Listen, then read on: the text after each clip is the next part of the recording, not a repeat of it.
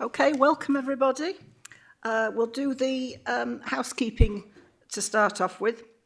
Fire practice is not expected. If the alarm sounds, can all present please leave the building as quickly as possible by the nearest exit. Designated assembly point is in the public square in front of CAS, beyond the fountain, away from the civic office. If there is anybody with mobility issues, please wait at the refuge area at the top of the stairs, where the emergency evacuation lift is located, and use the intercom situated on the left-hand side of the lift door to call for assistance. No roll call will be undertaken. Thank you. Just to make sure everybody's got the mobile phone switched to silent. The meeting will be audio visually recorded and will be available to view on the Council's website and YouTube channel. Can all those present make sure you do use your microphones to ensure the audio is captured. And any members of the public in the council chamber accepting that images will be retained and broadcast by the council. If any member of the public or press is intending to record or film any part of today's meeting, please ensure that this does not disturb the conduct of the meeting. Okay, we'll go into the formal agenda. Just like to say that we do really need to finish the corporate plan and budget sections by 2:25 to allow for a comfort break before we go into the item on the airport. So just everybody be mindful of that, please. Do we have any apologies for absence? Okay. Consider the extent, if any, to which the public and press are to be excluded from the meeting, and there are no such issues. Has anybody got any declarations of interest? Okay, thank you. There's no members of the public wishing to make a statement, so we can move past that section. And we're going to go straight into the corporate plan. Just remind members that we're here to ask questions and obtain information. We're not here to make statements. And we'll go into the corporate plan. We've got some questions already set out, so we'll go straight to the questions. And actually, mine's the first question. So how has the corporate plan been affected by the Fairness and Wellbeing Commission that was chaired by Rosie Winterton MP? Thank you, Chair. So the Fairness and Wellbeing Commission produced its report. It had 4 key things as part of that, which is around create a fair and empowering future, help to navigate life's tipping points, equitable access for all, and tackling in-work poverty. It did a call and response exercise, so it asked all organisations to respond to their report. So that wasn't just the council, that was all organisations across the partnership. Each one of those organisations have sent something to the Commission to indicate how they would support that, and the council did that. In terms of how that affects the corporate plan, hopefully you can see things in the corporate plan that hit one of those 4 things, but there's several things that the council does that I think you would agree fit one of those 4 things that the Commission came up with, whether that be the Youth Council, the Remake Learning Festival, the Anti-Racist Charter we're bringing forward to Team Doncaster, the Choose Kindness movement, the Advanced Employment Hub. Those things fit into some of the things that the Fairness and Wellbeing Commission put forward as things to consider. The other thing that we'll need to make sure is that this isn't just a council response, this is a wider partnership thing. I think one of the things the Commission did really point out that this needs to be place-based, not organisation-based, and that everyone has a contribution to making sure that those changes they recommended were recommendations for Doncaster as a whole. There's also something around how the Commission, in usual fashion, do want to check progress after a number of years to ensure the things that were set forward are being progressed against going forward. So hopefully that answers some of the question around the Commission in terms of its function, where it's come from, its recommendations, and how the corporate plan and the organisational response into that. Just briefly ask, is it measurable things that have been recommended? Are we able to sort of look at a report at some stage and say this is what has happened as a result of that commission? I think it's a mixed bag. So some of the things that were recommended were things that you could kind of grasp, I suppose, and say, yes, we've done that. Some things were more directional to kind of say we should consider this, which is a little bit harder to show progress and measure. But I think we can show that over time. So I think I would say a mixed bag in terms of some of the things that were in the Commission recommendations. Okay, thank you. Councillor Cox, you've got a question? Thank you. I think you've covered some of it there. How will the plan be communicated across the council to staff, partners And have you learned any lessons from last year? So lessons from last year, it takes a long time for messages to kind of carry on. So you need to kind of keep going with the messaging, is what I would say, is what I've learned. So you start off and you tell people, and you need to tell people again. I think it's something you can't over communicate. So I think the lesson I learned is that we need to keep that up and make sure that people understand that, and we kind of keep the messaging going, really. We've done team briefings in terms of making sure that that's dispersed across our head of services, so they're kind of cascading that down to staff. We've made sure that the corporate plan and the priorities were developed across the leadership and with the leadership. So we're making sure people are involved, not just once you've agreed it, but as we're agreeing it as well, so they've got some ownership of that going forward as well. And the other thing I will say is that we follow things up via the quarterly performance and finance report. So we agree the corporate plan priorities and measures, but then this panel gets to see that on a quarterly basis. So it kind of reinforces some of the messages as well. So there's a wide range of things we do to make sure that people get the corporate plan and the priorities that are within it. Thank you. Got a question from Councillor Hempshaw next. Yeah, I don't know if this is for Lee, but I just wanted to ask, when we see these documents for the council, not just this and the corporate plan, but it's, you know, I've just been in licensing and we've got that in there. We have the Great 8 priorities, which we know are not in order of priority, and we understand that. But when it says fair and inclusive at the end, that's number 9. It's not got a logo. It doesn't feature on page 12, 13 and 13. And I would just question, we've got 2 that cover the green aspects. Why can't we have fair and inclusive as, you know, as a Great 8 rather than just added on the end each time? Thank you. Thanks, Leanne. So I suppose there's a few things just to say, really. So fair and inclusive is at the heart of everything we do. So in our Doncaster Delivering Together Borough Strategy, the fair and inclusive is the centre of the wellbeing wheel. So what we're saying is that underpins everything that we do. And you'll see references to fair and inclusive activity throughout the whole of the corporate plan. So there's a range of things, everything from the way we do remake learning, the way we do talk about family hubs, children and from adults, learning disability, people into paid employment. You've got activity that's throughout the whole of the corporate plan that supports that fair and inclusive aim. That said, we've obviously got our specific section at the end, as you mentioned, under Priority 9, which covers a range of specific activity, particularly that's organised around our EDI objectives. So just as a reminder of our EDI objectives is about how we design services to be inclusive and reflective of the lived experiences of our residents, making sure that we've got learning and development at the heart of everything we do around EDI in the organisation, making sure that we support the employer workforce as a place to be inclusive, so making sure people belong within the organisation and that our services are accessible. So I guess we've got two main ways we're approaching it. It's throughout the document, so it underpins all the other priorities, and then we've got a specific section at the end. But to obviously take your point around prominence, but that's how we've sort of tried to embed it within the corporate plan. Thank you. It doesn't really answer whether we can have it as a Great 8, though. Can we not merge the 2 green and have it? I know it'd be going to cabinet and everything, but just a suggestion from this committee to have. It looks like an afterthought, I'll be honest with you. I know it's not, because I know all the great work that goes on.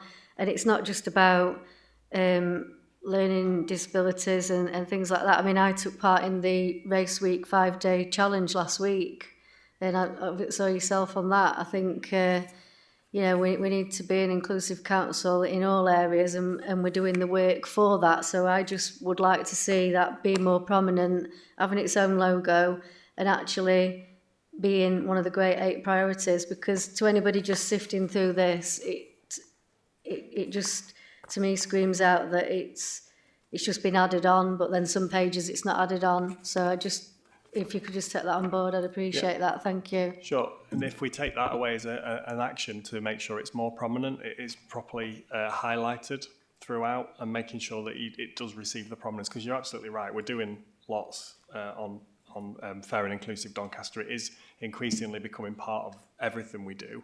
So we do need to make sure it's reflected in the corporate plan. So we will look at strengthening that, and probably not just in one place, but in a number of places actually through the document, if that's okay. Thank you. Councillor Cox, you've got a couple of questions. Yeah. Do you want them both? Yeah. As the targets set out are the targets set out achievable, especially those that are set high? Are the resources we have sufficient to deliver what's set out in the corporate plan? So I think this is why we bring the corporate plan and the budget together each year, because we make sure that the priorities we set and the budget we set on an annual basis come together for scrutiny. They come together in their development, they come together in their agreement. So we do that on purpose to make sure that we try and get that right so the resources match our priorities. It's always a delicate balance about making sure you give enough challenge so that you do want to stretch things, but you need to be realistic as well. So just being very pragmatic about that. I suppose what I would say is that we, and I said it in my previous answer, is we ensure that what's in the corporate plan and budget comes back on a quarterly basis. So you can see how well we are progressing both in our performance and through our financial performance each quarter. So how well are we doing against the things that we've set ourselves? And you can have a chance to have a look at that, scrutinise that, make sure that we're doing what we say we're going to do. So as well as we're agreeing the corporate plan and budget process at this time of year, we then make sure we monitor it to make sure that, as you say, those targets are achievable, making any changes in year if we need to, and making sure that the resources that we have match that, because as you all know, things do change, external factors, etc., etc. So I'd say we agree it together and we have that monitoring process to ensure that those targets and the delivery stuff comes forward as well. We've been in here before in scrutiny meetings where it has been mentioned, I think it was St Ledger that said that there were some targets that just weren't going to get there. So who is it that actually sets the targets? Is it the officers that set the targets at a realistic level, and is it sometimes other forces that move that target? Again, there's a bit of a mixture in there. So we've got a set of service standards that come with our corporate plan. Some of those are set with the service to kind of say what is realistic. We always make sure we benchmark to ensure that we understand where we are against our nearest neighbours, region, national, so we kind of get a sense of where the other delivery is. Some targets are nationally driven, so government will say we want you to achieve a certain level, and that's our target, whether we're near it or not. So it's a mixed bag, but we do go a process each year to kind of make sure the targets we're setting ourselves for our service standards, and the ones that you see as part of our quarterly performance report are the ones we take forward.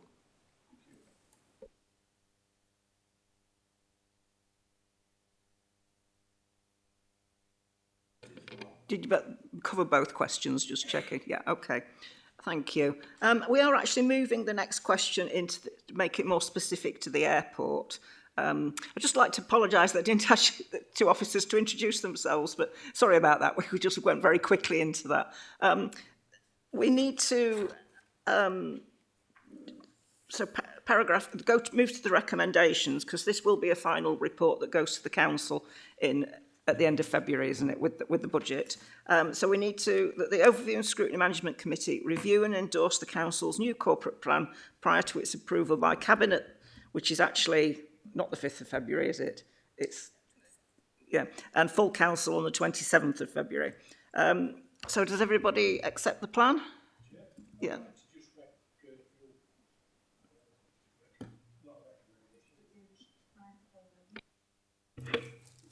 I'd like just for you to ask a few questions to be aware of some of these aspects within the report.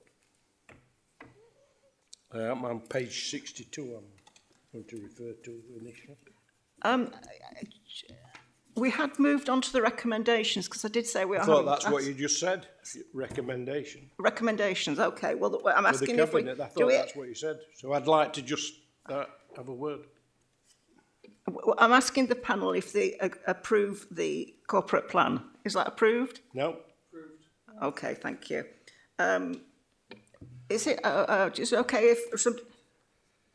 Sorry, Caroline.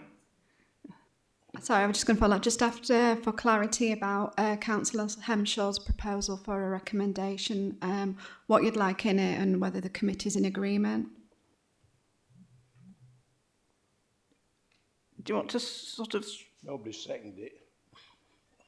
I'll second the recommendation. Okay. They've got to remind people what the course of action is, isn't they? Typical. So, yeah, we'll work out wording for it later for that. Is that all right, Leanne? Yeah.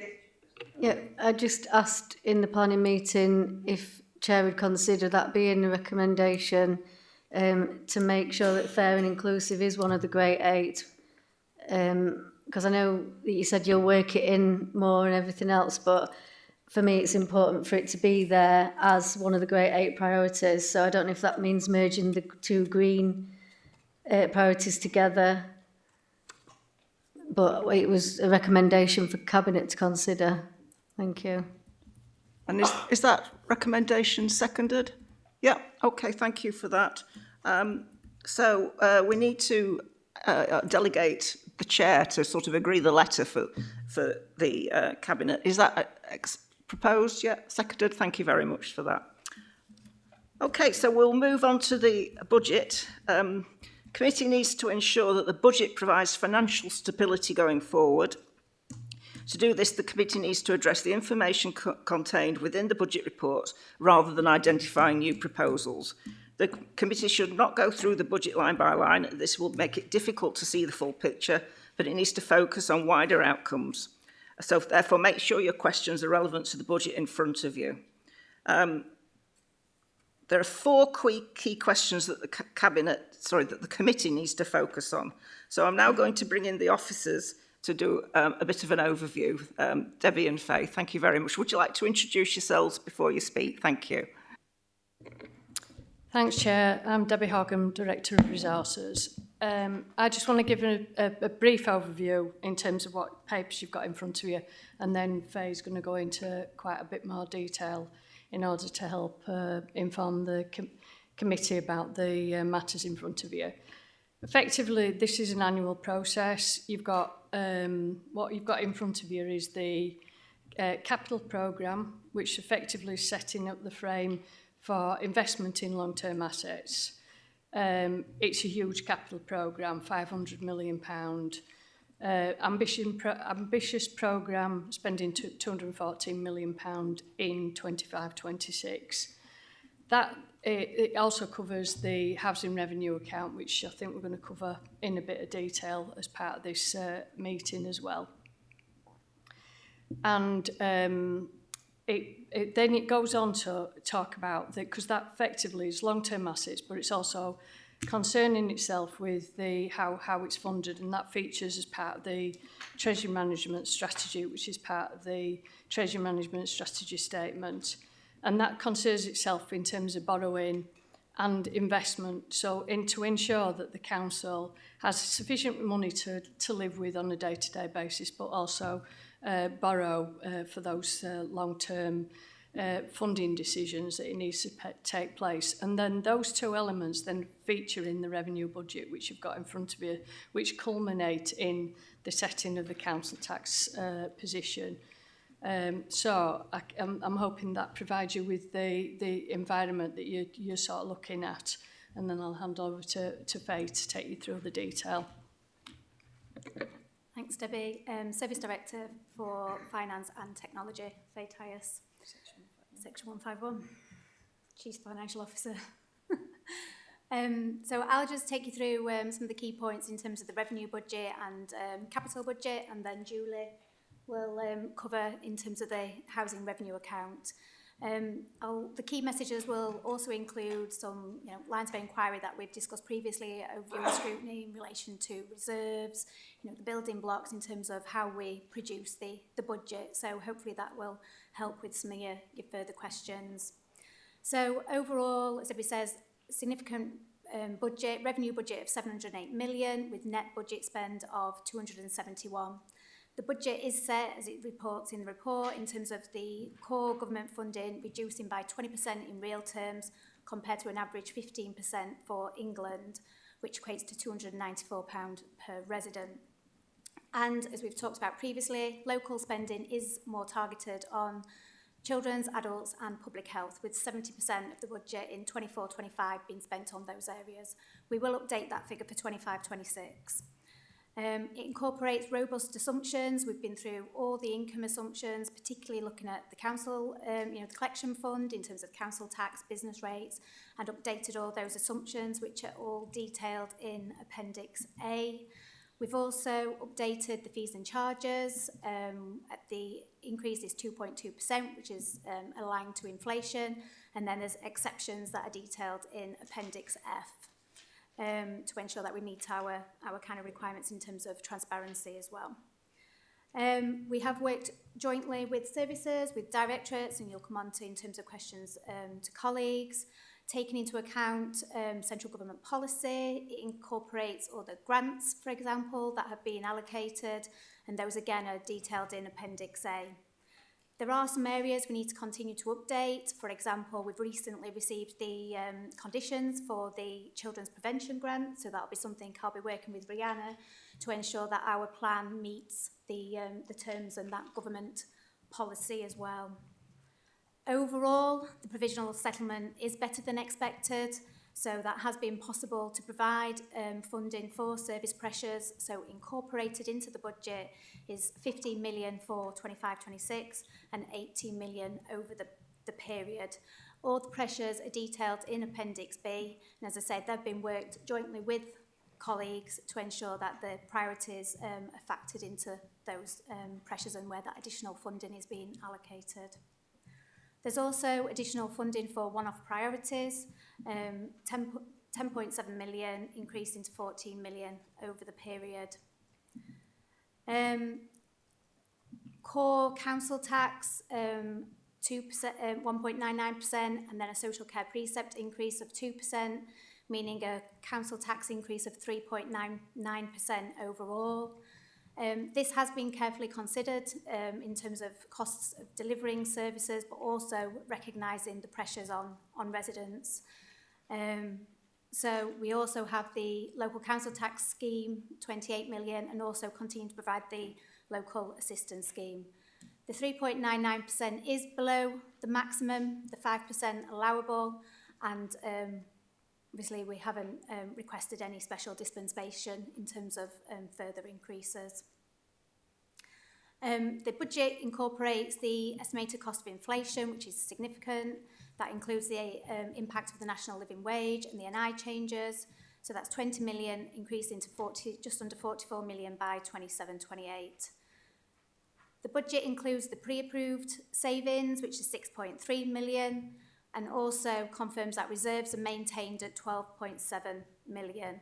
Now, we've talked previously about, are they sufficient? So again, we've kind of updated what is required in terms of the assessment, and that is detailed in Appendix H.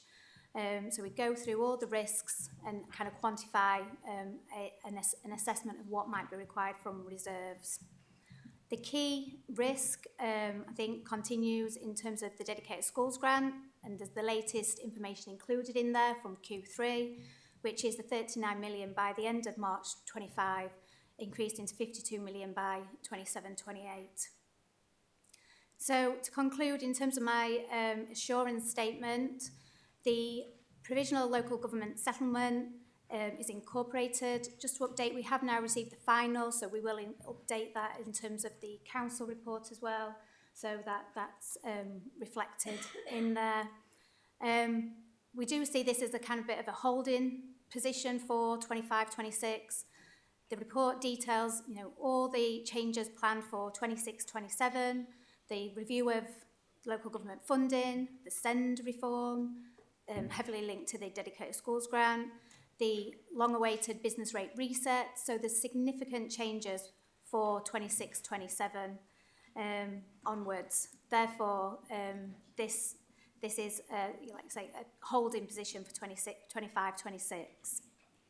I will be reflecting on the Dedicated Schools Grant narrative that's incorporated in there. We have flagged the risk, but we have also received some information from our SIPFA, our professional body, to kind of just make sure that that's as robust as it can be, because that is a significant risk across the sector, really. It's a national risk, so we just need to make sure we're reflecting that as robustly as we can be. So that was in terms of the revenue. In terms of capital, as we said, 502 million investment over the next 4 years, 214 planned for 25-26. In terms of borrowing, we have prioritised, health and safety, essential spend, and incorporated in the capital is also specific projects funded from grant funding as well. So it is a mix really in terms of the overall position. I think just to kind of reflect, the asset rationalisation project is a good example of balancing our short and longer term need. And in the revenue budget, we have realigned the savings, we set a target, and through further work, we've kind of realised that we're not likely to achieve the full target. However, that is a way of us continuing to meet our, continue to reduce our requirement to invest in the maintenance, etc., and ensure we've got the facilities we need to deliver services. That's an intro on to Julie. Thank you. Julie Crook, Director of Corporate Services, St Ledger Homes. So to outline the main proposals in the housing revenue account, it is a 2.7% rent increase, which is significantly lower than last year at 7.7% and the previous year at 7%. And fees and charges broadly at 2.2% in line with inflation. There are a couple of slightly different percentages in there, but they're for very specific service charges that refer to a very limited number of tenants. The investment, the rents funds all services for the housing tenants, so day-to-day services, responsive repairs, rent collection, etc., and long-term investment, so investment within the properties that people live in, and the Council House New Build programme. So it funds all of those services for the tenants. We have a very detailed 4-year budget, a slightly less detailed 10-year budget, and a high-level 30-year budget, and those budgets are all sustainable over that long-term period. So they were the main points from Housing Revenue Account. Thank you very much. We've got a question from Councillor Khan. Hi. That microphone's a bit... Yeah, I think it needs to be booked in for repair, doesn't it? Rent levels are going to go up by 2.7%. So how will we meet requirements for service delivery, taking into account inflation and other challenges and pressures? Thank you. So the biggest number within the housing revenue account is the rent income budget, and the 2.7%. So all of that income is inflated by 2.7%. And what we try to do is keep, and that is based on CPI inflation plus 1%. So what should happen is housing budgets we should get more income coming in over a period of time, because the rent income is higher than inflation and costs should be at inflation. What we have seen in recent years is that actually the costs, particularly for materials and for external contractors, building contractors and repairs contractors, have been higher than those rates of inflation. But we do deliver a lot of those repairs and capital investment ourselves. So St Ledger Homes Repair Service delivers £14 million with that investment. So that gives us some element of control over those costs. A big budget for next year is pay, and we have budgeted for pay to increase at 2%. So those main elements within the budget are lower than the rent increase that's proposed for next year. So we have looked at the risks and the major projects. One of the main risks is, are we investing in the right areas, and are we investing enough in the stock? So you'll remember from last year we put quite a lot of money into the housing revenue account budget for stock condition surveys. We've now completed 68% of stock condition surveys for the stock, and will have completed 92% by July this year. And what those stock condition surveys showing us is that we are investing in the right areas. There is not investment need that we haven't identified, and generally, like I say, the 4, 10 and 30-year plan for the housing revenue account is sustainable. Is that okay? Thank you very much. The committee would now like each director to outline the following. What are the main risks and significant challenges for directorates and confidence to deliver services, and does the proposed budget meet service needs? We'll start off with Lee, thank you. Thank you, Chair. So I suppose starting off with the main risks and issues, this is from the Chief Exec's Directorate's perspective. I think the main thing for us is the nature of all the different funding streams that we have to manage, and we have to sort of knit and stitch really at a local level. All the different funding streams come with different timescales, different time horizons, different criteria, and we have to kind of manage all the gaps. So I'll just give a few examples really. We have things like Shared Prosperity Fund, which comes in, we've had for 3 years, but has been extended for a further year. So, but it wasn't known until just before Christmas, the amounts that we're going to have. We have things like the long-term plan for towns, which was delayed for a year, but we now know that's confirmed and will come in 26, 27. So we've got a gap in 25, 26. I'll come on to how we're mitigating some of this in a second.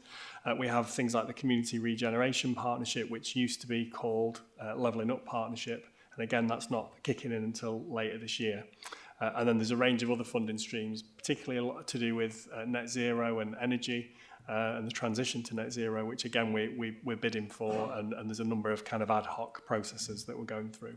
So I think the biggest risk for us is having to manage all of those different complexities really of funding. That said, I do think there's improvement on the horizon, because a lot of those sort of competitions or one-off pots, that they are sort of coming to an end, and we do have more of a commitment. I think that from 26, 27 there would be a longer term funding window for some of these resources, and we have got clarity that things like the long-term plan for towns, as I've said, is definitely coming to Doncaster for next year. So some of those risks are mitigated, but that they are probably the main thing. In terms of the things that we do to sort of help and how the budget helps, I think we've been able to, through the work that's been done and described, is to use some of our resources to help to smooth some of that out. So, for example, in the budget, there's some proposals for, I think, £500,000 for the city centre, which will help to do some of the work in that supports the ambitions in the city centre plan in advance of that long-term plan for towns resources coming.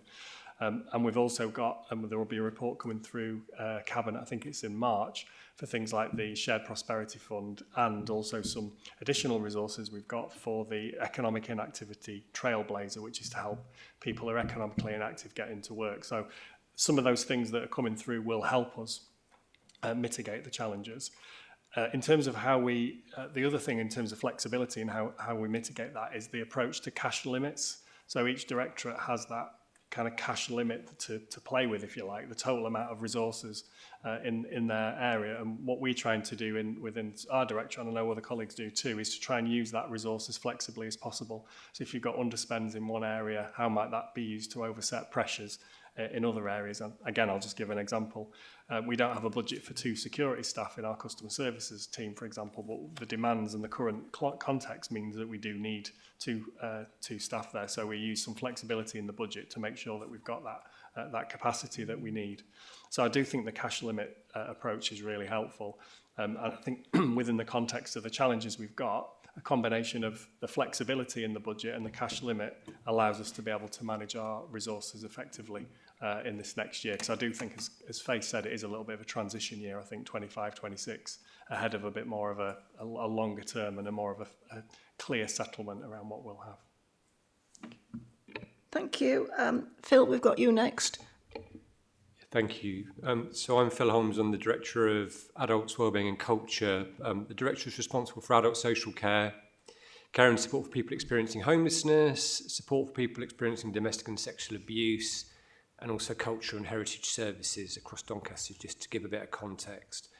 So absolutely the proposed budget meets our service needs, but there are significant challenges through the year that will need careful managing. So I'll just set some of those out. And we're going to need to continue to shift our focus away from firefighting and towards wellbeing and prevention, both through the practice and system change within the directorate, but also through the connection with wider work. So, for example, our Thrive model. We've gone quite a way down this road, but if we don't carry on, then we won't be ahead of things in terms of the demands in Doncaster. we're going to need to continue to work as closely as we can with NHS services and help develop some joint approaches that avoid passing people around a complicated system and help get focused on things getting done right first time. So I think in particular over the next year, more work around hospital discharge to help more older people go straight home after hospital rather than going to a care home. Even moves that are temporary to a care home after hospital discharge can turn into permanent moves. There's more we can do with NHS colleagues to get people straight back home where they would rather be. We need to focus more on closer to home support for adults of working age who sometimes you hear being described as having complex needs. So that means we need to work more closely with young people preparing for adulthood and also with referral routes from the NHS. We need to develop some greater housing options for that group as well. So work here is about helping that group experience the opportunities that some of the rest of us take for granted. And in doing that, reducing some of the high costs and institutional arrangements that actually can sometimes increase people's needs to the restrictions on them and the kind of almost the backlash to that they can sometimes experience. We also need to do some more work around a stronger foundation for culture and heritage services over the next year. So we need to support the services and facilities that greatly enrich so many people's lives in the city. And we need to maximise opportunities for external income. But that idea about a holding year, I think, also applies for culture and heritage services. We need to build a strong foundation next year to progress from. I suppose my final point, people often think about this directorate and they think about safety. So I've absolutely no doubt that the budget for next year is sufficient to keep Doncaster adults safe. It does build on the considerable investment put in by the council over several years to put a strong supply of funded care in the city. And it means that Doncaster people who need more support to live their lives aren't left behind. Thank you very much for that. We've got Rihanna next. Thank you. Thank you very much, Rihanna Nelson, Executive Director for Children, Young People and Families within the Council and the Statutory Director of Children's Services, covering services, anything related to children and young people, including children's social care, education and skills, all age. Two main funds that are relevant to us as a directorate. First of all, the General Fund. And like Phil, I've got confidence that we have got enough funding to support our children and young people and keep them safe. The previous additional funding provided to children's social care services has been maintained, and this budget provides for the increasing pressures identified, whilst at the same time continuing to focus on delivering the previous approved savings. Funding for children, young people and families, service pressures and inflation amounts to 6.4 million in 25-26, and that will increase to 6.5 million by 27-28. The main risks to the general fund budget are the social care ladder and costs of transport for children with special educational needs and disabilities due to continued demand for these services. We know that our out-of-authority placements are the things that creates the pressure in terms of a significantly more cost attached to those placements, and our local sufficiency not necessarily being sufficient at the moment, and we are doing some work on it. However, I can assure the panel that our strategy of keeping children within their families as far as possible and returning children and family to family care wherever possible, and where children cannot remain in their care, that we have got family type placements for those children is definitely having impact. We've made significant progress in reducing the number of out-of-authority placements from 54 in April 2023 to a planned average of around 32.5 for 25-26, and with further reductions to come in 26-27. However, we do know that placements for children are complex and at times needing to find placements within emergency situations, and therefore this can be volatile.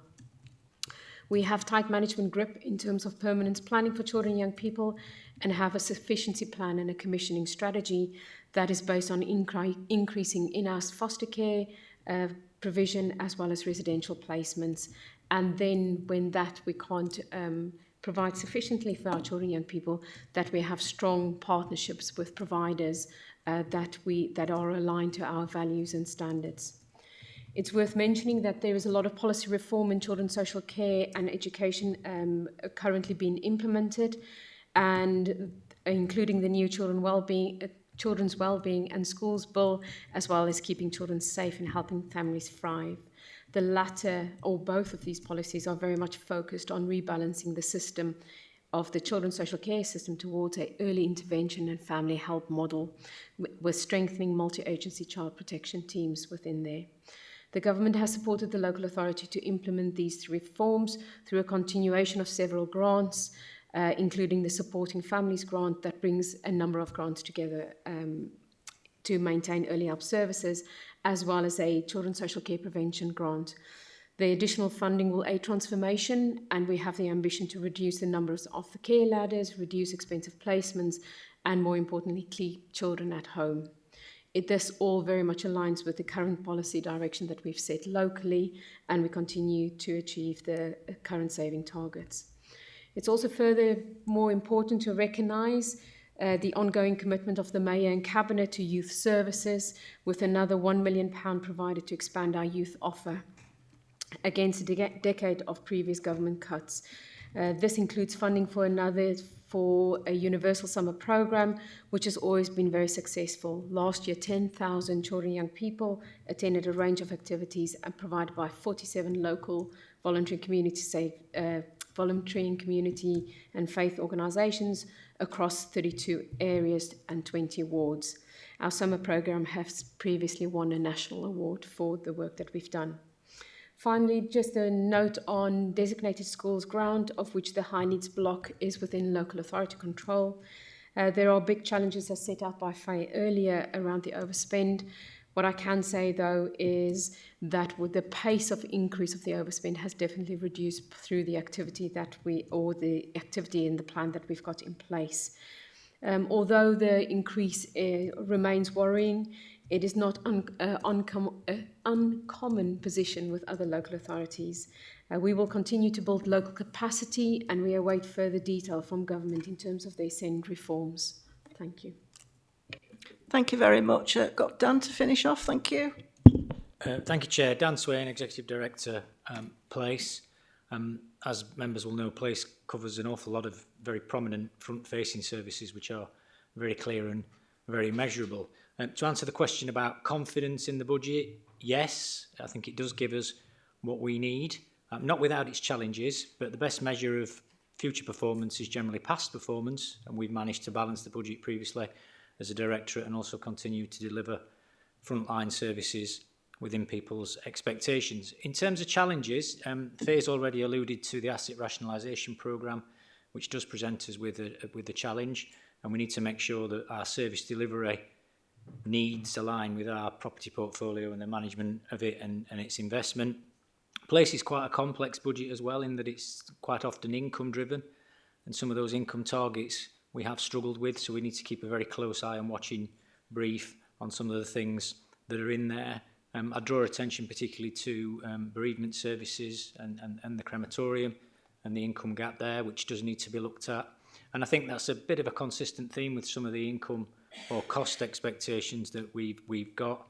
Looking at it through a lens of how can we reduce those costs, where can we pragmatically and necessarily reduce income, and where we need to redesign services.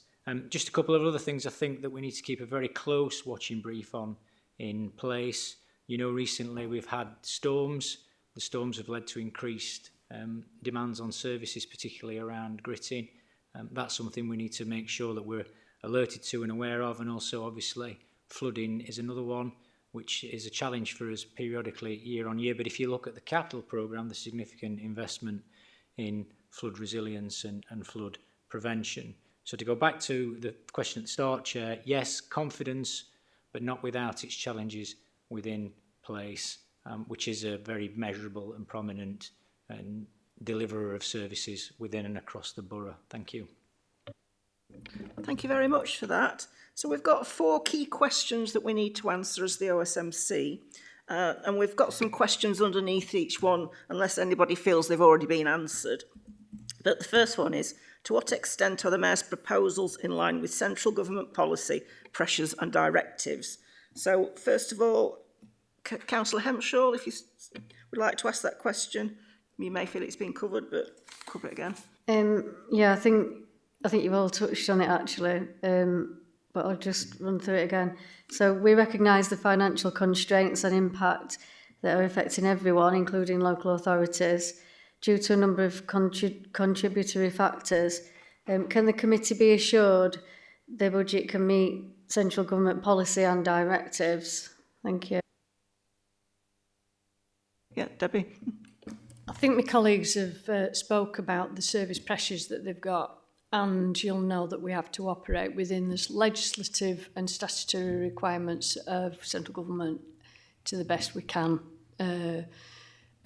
by managing the resources in keeping with those. So, take for example, like the library's provision, we've got a statutory requirement to provide an adequacy of provision. It's really for the local authority to consider the resources it's got alongside the against the priority or the competing priorities. So you've heard how we start by looking at the current services that we have in place, the costs associated with them.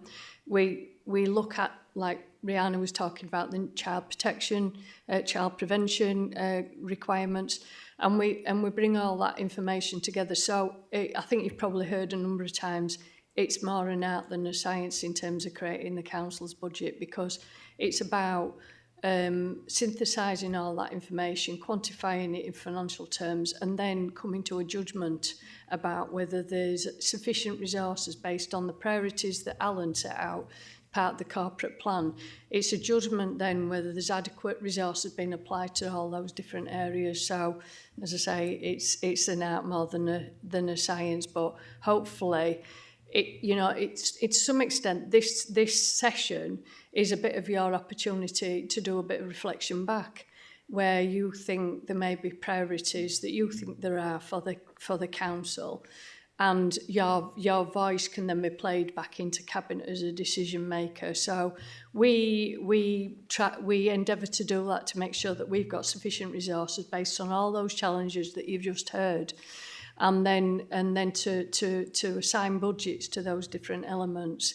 That's what's quantified within the budget. If it's not meeting the brief, I guess, in terms of the fact that one area where you would see as a greater priority hasn't got sufficient resource, well, it's an opportunity for you to signal that to the cabinet for them to consider that at this point in time. But I guess from what you've heard from an officer point of view, the corporate plan, so that's the instruction in terms of what we see as key priorities being communicated by the head of paid service and the mayor and cabinet. We think that the resources that we've got in the budget can do that, and we can live within our means, because that's why you get that that section 151 assurance statement. So hopefully that provides a bit of a rounded context. Thank you. I mean, I've said it before, I think you do an amazing job to juggle all the balls that you do. So we know that a lot of the money goes to the statutory areas like children and young people and the adult social care, but I do feel for Dan in that respect, because I know that he has done a brilliant job in the Directorate of People and Place, and I get what you're saying, because those frontline services are what we get a lot of in our inbox, and I'm sure you get a lot from us about complaints about that, but I'd just like to thank you all for the great jobs that you're doing, so thank you. I think you probably heard a bit actually from the first, the corporate plan section about the fairness and well-being and inequalities and inclusion about it is very important to us, and we don't want that to be forgotten at all. Thank you. Councillor Cox, you got a question? Thank you. Can you outline the key investments in the capital programme that will be achieved, that will achieve our corporate priorities? Can you provide examples of our short and long-term pressures and what is being undertaken to address them? shall I start off? Is that okay, Chair? Thank you, yes. I think this probably be, it might, other exec directors might want to chip in. In terms of the capital programme, as I said, by way of opening remarks, probably not in too much detail, the £502 million we've got in the capital programme, a good chunk of it is in relation to the HRA.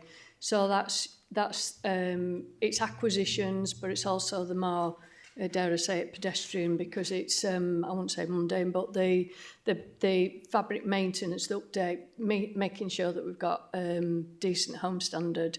And that takes a good chunk of the capital programme up. And then what we've got in the rest of the capital programme is we've still got the delivery of those key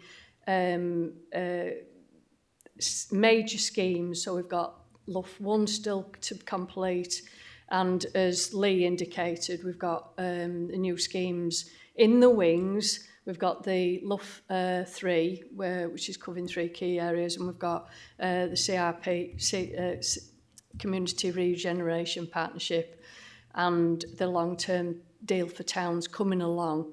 They're not within the capital programme, but they need to be in part of our psyche, because you'll be familiar with our reporting on the capital programme. We always set an ambitious programme, and then we do have slippage, and that is in part because there's time delays in terms of putting the works, designing the schemes and then putting them out to tender and then the mobilisation, and that's always a very tricky stage and you need to get it right. But we've also got the 2 major town deals still to complete. So that's the one in terms of Station Gateway, £20 million, and we've still got the bulk, I would say, of the schemes up in Stainforth. We've got monies that come through SIMCA in relation to active travel, and that's a big chunk of resources we've got, as well as the active travel and CRSTS funding.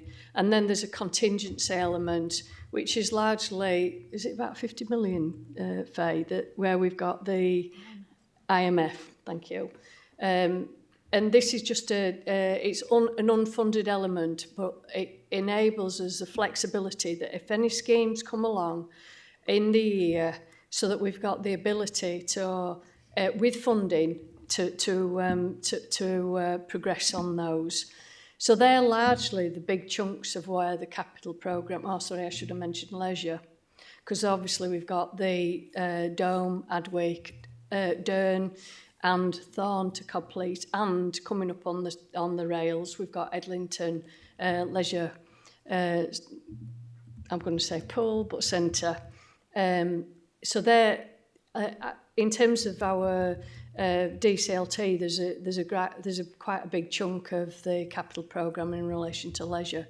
So they're largely the big elements of the capital programme. What was your second part about whether we can deliver on them? Long and short term. Oh, long and short term, yes. Yep. Yeah, so as I think Faye described in her opening remarks, it is a challenge because we haven't got unlimited resources. So unlike the schemes that we talked about, I've just said about, where they're grant funded, so whether the money's coming through from SIMCA or whether the government grants that we've had through Luff and town deals, they're fully funded. The rest of the capital programme, we are, it comes down to borrowing, the council is funding. So consequently, we really need to scrutinise. So we ask officers to complete CAP 1 forms, which set out why do they need the money. And we've got better at looking at condition survey information in order to make those longer term value decisions around whether it's we're putting good money into old buildings. And as a result of that, that's why we're wanting to make sure that the asset rationalisation programme and the capital investment come together, because, as I say, we don't want to put good money after bad. So it's the Cat 1 farm sets the long-term agenda really in terms of why do we need to spend this money, so that's the justification. The lens that we look at it secondly is about, well, is this asset fit for purpose, and will it be something that's worth retaining in our estate long term? Because we know, and I think I've talked about this in our regular quarterly updates, how the asset portfolio we have at the moment is under a lot of pressure really in terms of its old stock. It needs lots of work doing to it. There's lots of component parts that are failing, you know, heating, lighting, roofs, etc. Car parks usually come up in the Cat 1 farms, and they need investment. And there might come a point, and I'm encouraging colleagues to consider that really, where we consider the service delivery requirements and whether we need to reconfigure by either consolidation or remodelling the assets we have, so that we can then provide for the future. And just to give you an example of one where, like in Stainforth, we've got 3 facilities and we're bringing that together in one hub. And that's the sort of model where we've got older buildings which need lots of money spending on them, but if we invest in a new facility, then that gives us a start for a longer term.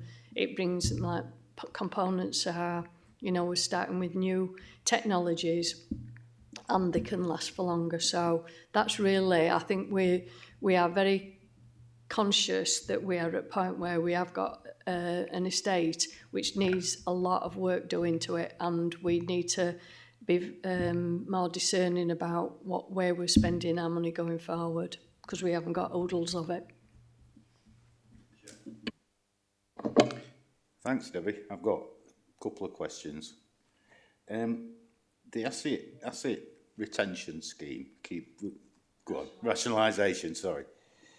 I think we have said before about reassessing rents on some of these buildings, because it just strikes me that the rents have been so low, peppercorn very low, that funding hasn't come back to keep these buildings going and keep them maintained.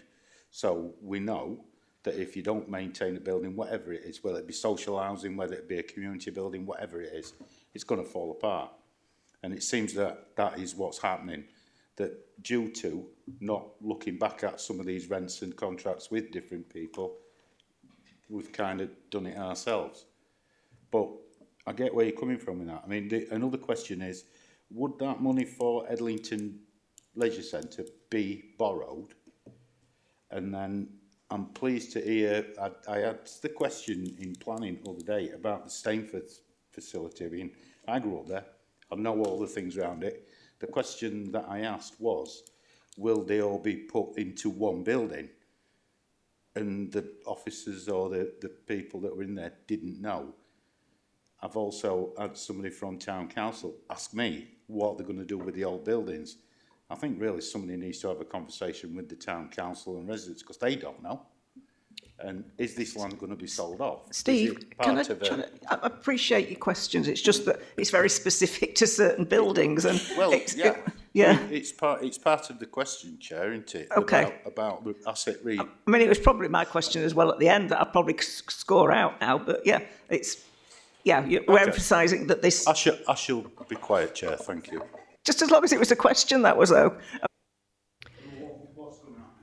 I think generally, I'll take it more general, that we do obviously need to consider the level of rent that's set in the context of what objective we're trying to achieve, because there might be some instances, we're not here as a commercial entity, so it isn't about getting the most out of every asset, sweating every asset. It is about looking at the social objectives as well. So I think just that's probably one context I set. And in terms of your question about disposal of assets, we've got, as part of the capital programme funding, an expectation that we deliver on capital receipts. I think we've got about £1 million that's incorporated with this as a target in 25-26 to achieve And if we don't achieve that, then that would mean that we need to either borrow or utilise our MRP in order to fund the capital programme. So we do set ourselves targets in relation to capital receipts. Again, coming back to the specific you were referencing about Stainforth, and that could be just drawn anywhere. Again, we'll need to look at the place that it's at and what we think is the right situation. So some places it's absolutely right in terms of disposal, and then there's some other instances where there may be other enterprises who are prepared to take greater risks than we are about occupying buildings, and they may have opportunities about securing other finance which we cannot tap into. So they've got opportunities that like big lottery funding and heritage funding. Local authorities typically can't get that access to those funds. But it also might, as I've said, there might be other people who are prepared to operate and take risk in relation to occupying those buildings that we're not. So around heating, lighting, you know, the condition, general fabric of the building. So, I guess in both of those examples, what I'm saying is there's not a rule book. We really do need to look at the area, the objectives we were trying to achieve in order to take a decision about the long-term and short-term decisions. Thank you very much for that. Sorry, Faye, yes, do you want to just... Can I just add, in terms of the Edlington Leisure Facility, included in the programme, it isn't funded from borrowing, it's funded from underspends or revenue contributions to capital or kind of public health reserve as well, contributing. So just to kind of update Councillor Cox, it's a mixture of funding. Thank you, Faye. That underspend, what's it an underspend from? 23-24 underspend, there was 1.5 million allocated as part of the outturn report, and then there was the contribution as well as part of the 25-26 report as well, in terms of the priorities as well, in terms of this budget report. Thank you. Councillor Cobby, we may have touched on reserves, but do you want to just go quickly through your question? Yes, please, Chair. Yeah, as you said, it has been briefly touched on, but to just get a bit more information, to what extent has the right level of reserves, balances and contingencies been determined, bearing in mind current pressures? For example, can reserves respond to unknown, possible emergency responses and also flooding? Thank you. Yeah, and this is key for myself really in terms of that section 151 assurance statement, where I have to kind of state whether the reserves, in my view, are sufficient. That's why we do the detailed analysis, we do the detailed assessment against the risks. So what's the likelihood of an overspend? What's the likelihood of, inflation being greater? So we're always trying to balance that and kind of look at where we've kind of got contingencies or where we've got sufficient funding within the budget. For example, Julie mentioned the 2% pay award. Well, that might, that's an estimate. So I need to ensure that there's sufficient contingency or flexibilities in there if it is greater, etc. So we do that as part of a rigorous process. In terms of, you'll be aware, there's specific schemes in terms of flooding. So there's Bellwyn, but obviously there's a limit, a de minimis that we would need to kind of provide for. And Dan's kind of mentioned as well in terms of the increasing costs of the winter. Work and things like that. So we do a detailed assessment in terms of against the reserves. That's partly why we are, maintaining the uncommitted reserves, the 12.7 million. That's mentioned in the report, and also why there's the list of earmarked reserves in the report as well, where we kind of, hold money for specific transformation or specific projects. If we needed to, we may have to redirect some of that money. If a situation occurred and we needed to kind of access them, we can redirect them. So, for example, there's a service transformation fund. If we need to at a certain point, we may need to redirect that funding. So that is an option available to us. And I think in my intro I flagged the dedicated schools grant and the current deficit and the override that is in place until March 26. We will get the outcome of the SEND reform review, which will inform this, but that is a key risk. Obviously, that's a big deficit balance that is currently sat on our balance sheet that we have to carry forward as part of the override, but we await the outcome of that SEND reform because that is a significant risk. Is that okay? Thank you very much. The second key question that we got, to what extent will the Mayor's proposals ensure that the Council is able to contribute to the outcomes detailed within Doncaster delivering together, bearing in mind the constraints detailed at one above? I think we've probably really touched on this with our discussion so far, so I will, consider that's being covered. So number 3, to what extent do the Mayor's proposals demonstrate that the results of any consultation, research or other evidence have been taken into account? And we've got another question from Councillor Cox. Thank you. What consultation, research or other evidence has been used to develop budget strategy? Can you highlight any significant examples and what the outcomes were?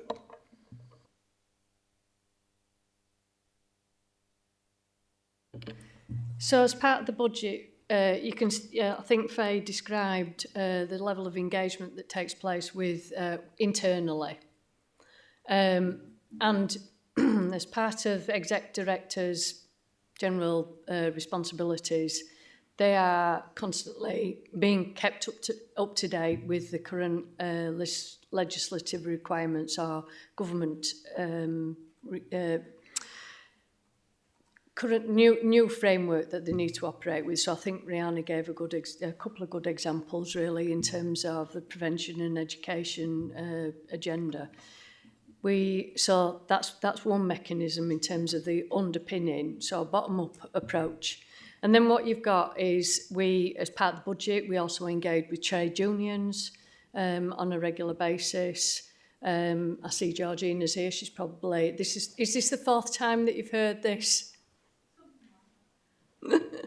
So on a regular basis, we engage with the trade unions to ensure that they're appraised. And again, it's a two-way process that we listen to the concerns that people have raised. And we also have a similar discussion with business community. So the Chief Executive of the Doncaster Chamber of Commerce convenes a meeting with key business representatives, and we deliver a sort of a little presentation like this, and then hear from them in terms of their concerns and concerns they may have and observations they may have about the council. So I think through that bottom-up and horizon scanning process that we have, I think that sort of mechanism is sort of fairly well established and provides the basis on which the budget's formed. Thank you. Sorry, Rihanna, sorry, thank you. I didn't notice that, thank you. Yeah, and just to provide a couple of further granular examples of how the voices of children and young people and families has influenced the budget setting. So consultation with children and young people have told us that youth services are really important to them, and that to provide safe places to play is really important. And therefore you will have heard me this morning talk about the Mayor's investment of £1 million in youth services to support that, as well as the Department of Education with the new policy reforms have put a clear requirement on us to co-design with children and families in terms of the reforms that are coming. You will have been part of the decision around care leavers being a protected characteristic, and therefore that has been gone through full council. That has led us to review the housing offer for care leavers in the light of this, and we are continuing to increase those provisions, and that is included within the budget. So I thought I would just provide some specific examples. I know we've touched on question F, but do you want to ask that question, Steve? Yeah, why not? What assumptions, evidence have been used to project income and for fees, charges and collection funds? housing rents, business rates, car parking, council tax, etc. Thank you, Councillor Cox. As I introduced, in terms of all the assumptions are detailed in the Appendix A, we review the collection fund, we monitor it quarterly in terms of the collection rate, we look at growth, we look at, all the different aspects of both council tax and business rates to ensure that our assumptions are as up to date as we can, and to keep an eye on those core income generating areas. We also have to, we have to submit returns to government in terms of our estimates, etc. And we always ensure, and we have to ensure that our budget aligns to those returns, etc. as well.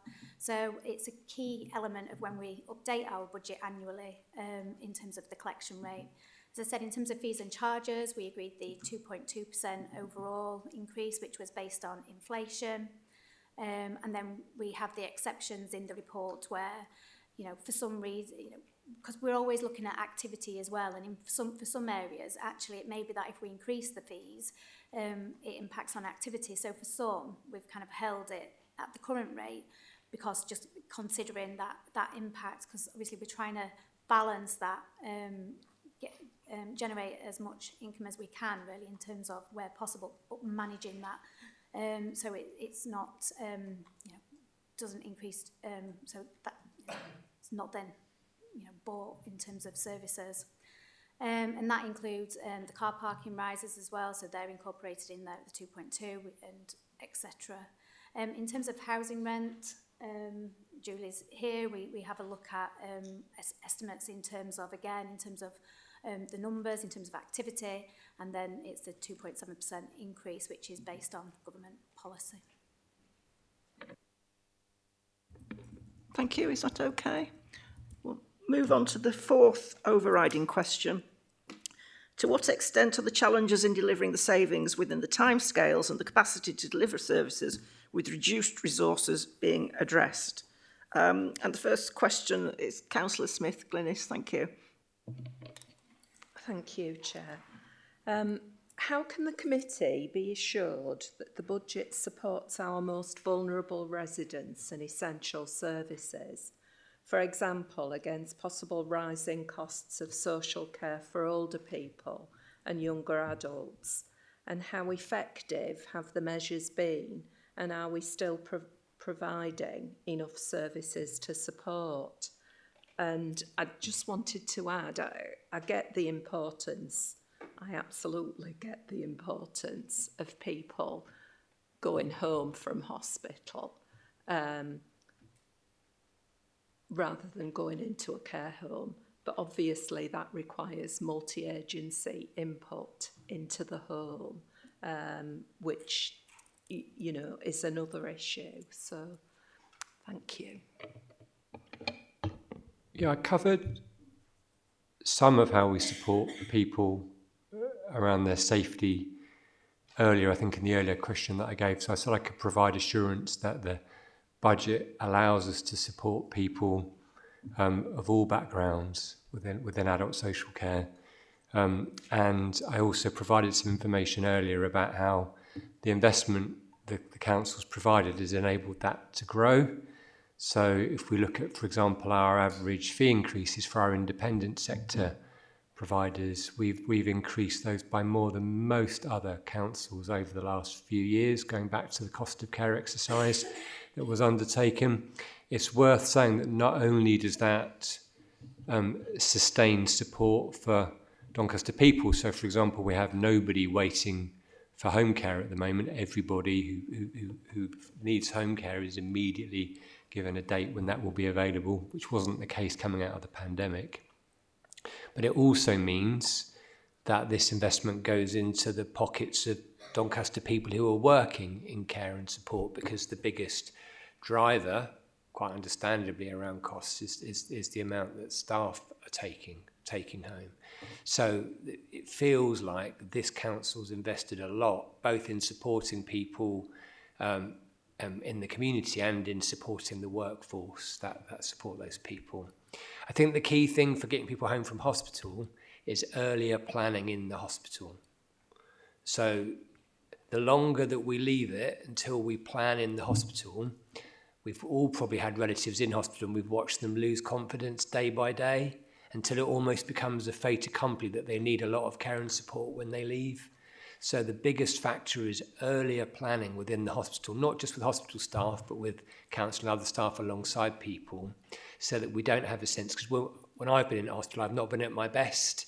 It's probably not good to judge me how I am when I'm sick and in hospital. It's better to judge me when I'm back home again and give me the quickest possible chance to get there with the right kind of support. So I think that's the big shift that we need to see in the hospital, which will be a win-win, because people will stay there for less time, but they'll also have more chance of getting home and back to the lives that they were living beforehand. I just wanted to say, Phil, that nobody waiting for home care services makes my heart sing. So that's an amazing move forward from where we were. Thank you very much. Councillor Carr, we have touched on assets, but I don't know if you just wanted to ask this question to finish off. Thank you, Chair. Just around asset rationalisation, is it on target and what are we using to benchmark that? We set an ambitious target as part of, I'm going to say, 23-24 budget. It was, wasn't it? And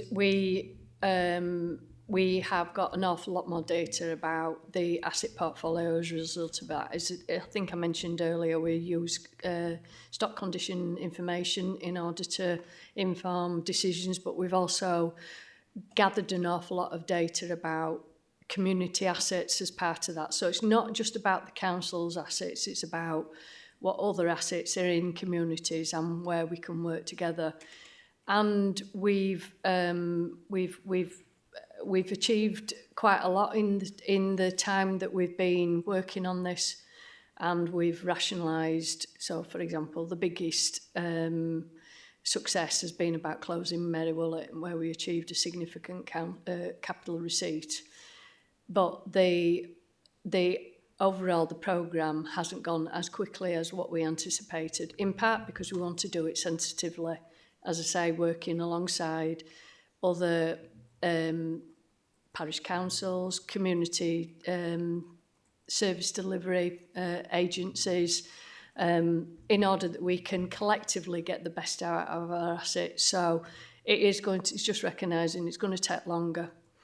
And as a result of that, that's in part why this budget, the revenue budget, has recognised that. So within the schedule C, it shows that there's been a slippage, and we've recognised that from a monetary point of view, that it needed more money in order to give us a bit more time in order to continue with the programme. But in my response to Councillor Cox's question about asset portfolio generally and the capital programme more broadly, we've got a lot to do, because we've got just recognising that we have got a very old asset base, and so we do need to keep on going with the programme, and just to see where we get to really, in terms of that we might need to dispose of quite a lot and then build out of that, but we need a plan to do that really. So when you asked earlier about that short and longer term horizon, they're the two horizons that we need to keep toggling to, because inevitably we've got assets, as I described, that there's component parts which will fail, and we quickly will need to, we don't want to spend money on old heating and repairing windows, etc. If that's going to cost a fortune, we might as well use that money on another asset. So we'll just need to keep toggling between that short-term horizon and that longer-term service ambition, really. Thanks. Just to add, in terms of what, as Debbie says, the pressure is included in Appendix B. The savings targets were totaling 1.9 million from previous year's budget, And despite the considerable efforts that's kind of been outlined, there's 1.3 million that's estimated to be deliverable. So a shortfall of just under 600k over the 2 years, and there's a slight realignment between 25-26 and 26-27. But as I said, in terms of that original target was based on, looking at our assets, what could we achieve? But having done the work is now looking at, we know what each running costs are, etc., and what the proposals are. So that's the realignment that's included. Sorry, Maggie, I don't know if you want to come out. I'm just something that it just came to me then. Is obviously you've done this assessment on assets. Did you not know how much they were costing before? Because you've just said that you've looked at it now, and so you know how much it's costing now. Do you understand what I'm saying? It wasn't about the cost. We knew how much the cost was. It was about, we've looked at it through different lenses almost. I think I've referenced in other conversations. We looked at we first looked at from a geography point of view, from a localities point of view.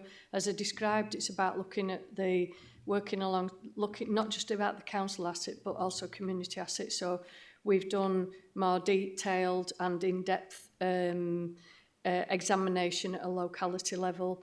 We've explored options in relation to those. We've looked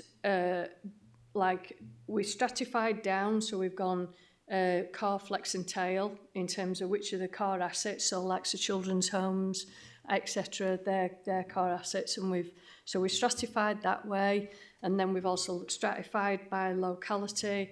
We're looking at things in through a different lens in terms of clusters around different types of assets that we might have. So assets that support learning disabilities, assets that support children's services, early help. We haven't got an awful lot that are just officers. They went years ago. That's why we got this one, because that was one of the formative parts of the sort of rationalisation. So we keep slicing it in different ways in order to see if we get a different result because of the complexities that what I've described. We don't want to, as you get less and less assets, the challenge becomes greater. We don't want people driving from hither and hither. The city, the borough, is a large area. So again, coming back to that point about getting income from assets, again, that's, there's multiple considerations that need to be brought into bear. At the end of the day, the assets aren't here just because we want them. They're here to deliver a service. And if they're in the right place for the people of the city, then that's basically what we need to make sure that they're a good quality asset. So we've got starting with that in mind, do you know what I mean? So hopefully that long rambling question gives you a context of the complexities that we're working through. I've seen Faye, and then I'm going to bring Gemma in. Thank you. Thank you. Yeah, it's just a quickie as well, because obviously when we set the target, we had energy costs that were kind of much higher as well. So it's kind of, refining them as well in terms of how the costs are changing. Thank you, Chair. Just an additional question. I'm just wondering, whilst we're maintaining some of these properties, whilst we're looking at the asset rationalisation, are we still following health and safety regulation? Because you mentioned things like broken windows, hot heating, because obviously I'm quite concerned about protecting the staff who are still using it and the communities that are accessing those buildings. Yeah, I think as I said, we've got asset colleagues who are responsible for making sure that all the compliance with health and safety occurs on an annual basis. So they do the Legionella tests, the electricity test, blah blah blah blah blah. That's the first thing. I think what I was describing is if a component fails, so we've got an example where we know there's one boiler's already gone, another boiler's nearly on the blink. We've asked the team to consider its business continuity plan because they're largely, we knowing the backlog of maintenance for that particular asset, it's over £1 million. Well, we don't want to be spending £1 million on that building. We need to, that's at the point. So this is why I described we need to toggle between the short term so that we understand what the condition of the building is and the long-term ambitions. So it's not a perfect world, it's very much a dynamic environment that we're working within. Right, thank you very much for that. I'm now going to move on to the recommendations. Recommendations that the Overview and Scrutiny Management Committee consider and respond to the Mayor's draft budget proposals, adopts the key questions identified at paragraph 5 as a focus for its review, and adopts the guidance detailed at paragraph 9 and 10 for effectively reviewing the Mayor's budget proposal. So, in addition, is the Mayor's budget proposal supported? Okay, thank you for that. I'd like to move that the Chair agree a letter in response to the proposals on behalf of the committee. I do need somebody to second that proposal. Thank you. Thank you very much, everybody, for keeping very well to time. So actually, I think this probably is just to have a 5-minute break before we go into the airport section. So we will be starting at 2 o'clock. Thank you.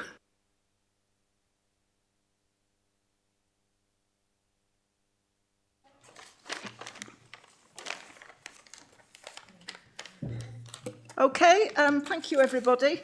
OSMC welcomes the opportunity to consider this report. I'd encourage members in attendance to contribute and ask the questions relevant to this report and identify any feedback they wish to make. And we're going to have a bit of an overview before going into the predetermined questions. Thank you. Are we doing introductions? Sorry, yes, please do introduce yourselves. I'm Debbie Hogg and Director of Resources and also the Senior Responsible Officer for this airport and the report in front of you. In terms of giving you an overview about the content of the report, it's effectively a summary of the matters that have occurred over the last 2.5 years. I think if you just go to the background documents, you'll see the number of reports and that have been that have been considered previously. The report covers the procurement process, and that which was undertaken via the Utilities Contract Regulations 2016. We'll talk about those stages in a bit more detail as part of the meeting. The report also talks about the enhanced due diligence that was undertaken as part of that, and the next stages which are required. The report also considers the public subsidy application and the matters arising as a result of that. We, as a consequence of the public subsidy application, King's Council was actually sought, and as a result of that, that's how Fly Doncaster came into creation. There was the report also covers the outline business case, and then also as that progressed, the full business case that came to Cabinet in June 24. The report also covers as I've just talked about, basically the business case that was prepared in terms of Green Book business case standards, and the stages that have taken place subsequently. So I think basically there's an awful lot of material that's been contained, and we'll happily take questions in relation to those matters as we go forward. But I just thought I'd provide a structure in terms of those key building blocks that are contained within the report. Thank you. Thank you. Does anybody else wish to say anything before we go into the questions at this stage? Thank you. Okay, first question we've got from Councillor Cox. Thank you. Thank you. I think you covered some of that, Debbie. Can you tell us more about the due diligence process undertaken during procurement for an airport operator, and can you evidence this? Thank you. So as I've identified, we start to consider, first and foremost, I guess what were we trying to achieve with in terms of the objectives, and we considered a range of different approaches. And then once we knew what we were trying to achieve, we then had to consider the procurement vehicle, the procurement approach to take. And at that point in time, that's why we were advised by our procurement internal colleagues, that's Holly, about what the best route to market was. And that's why we selected the Utility Contract Regulations 2016. And at that point, I felt, although we'd done quite a lot of market engagement, we needed to formalise that. We just needed to know more about what the market was saying. So previously, there'd been lots of engagement, but so as a result of that, we held a pre-market engagement session in the Hilton, and lots of people engaged with that. And we set various questions as part of that, but it was an informal, that really wasn't part of the procurement process, but it was to help us understand who were in the market and some of the responses they might make as a result of that process. We then started on a formal process, which is 3 stages. So I don't know if anybody's done a competitive dialogue, but you do an assessment about the nature of fit for purpose of the organisation. That used to be called a PQQ, it's now called an SQQ. And that concluded in November 23. And at that point, coming into that process, we had 35 companies. And then we went on to another stage, which is the ISOP stage, where we had that concluded in January 24, and we had 8 companies. And then we had the next stage, which is the ISFT, which had 3 stages, which was stage 3, and that completed in July 24. And at that point, there was 1 company.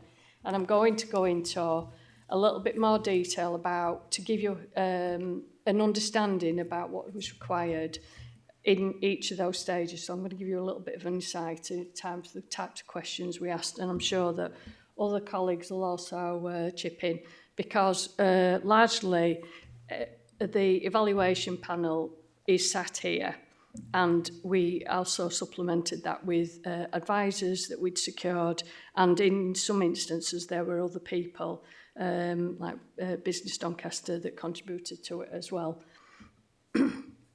So the first stage was largely we looked at funding.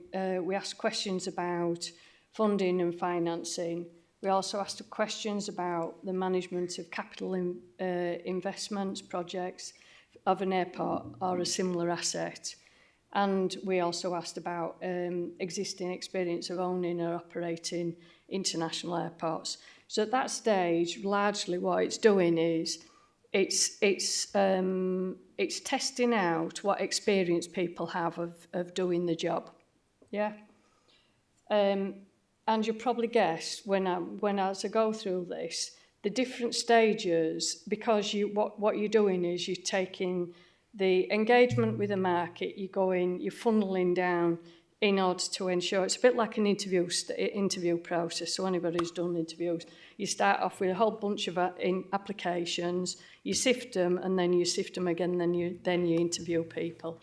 And it's more complicated, trust me. But it's largely the similar sort of process, and it's to ensure that there's natural justice, that you're considering the response that everybody's provided in an equal way and against a mark score, so that then it's recorded, because you asked the question about could it be evidenced. So at each stage is Holly is the lead procurement. She doesn't do the evaluation. She's like what I called a ringmaster. She's effectively whipping us into shape. So the information comes in from businesses, and we get the pack of information. We independently review that information, and then we come together as what I call the witches' coven, which basically we all sit together. We share what our scores are. if there's quite significant divergence between those scores, then it is for the person at each extreme of the scoring to justify why they've given that score in order to arrive at a score. And then once those scores are agreed upon, because it needs to be a collective decision, then that score goes into a spreadsheet which calculates based on the original matrix that you set, and you share with the companies for them to for the outcome of that process to be worked through, and then points equal prizes basically. So the higher you get the score, the better you get that determines who's going through the process. So say stage 1, we asked about funding, financing, experience about previous experience and management of projects. The second stage, we asked about things like the passengers' ambitions, the freight activities that could be achieved, long-term ambitions, vision. We asked for the approach that people would take to the challenge that we had outlined.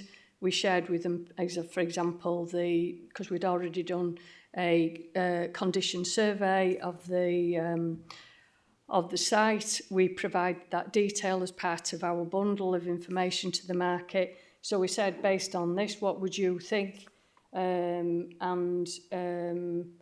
So we asked for about what the capital for mobilisation and the initial cash flow would be required. We asked for the key activities, including that would be needed about reopening the airport, so licensing, recruitment to key positions, draft dates for commencement of unlicensed activity and licensed activity. So again, hopefully what you're getting from that is we know a little bit about these companies. We want to know more about what these companies will do to bring to us as part of that procurement.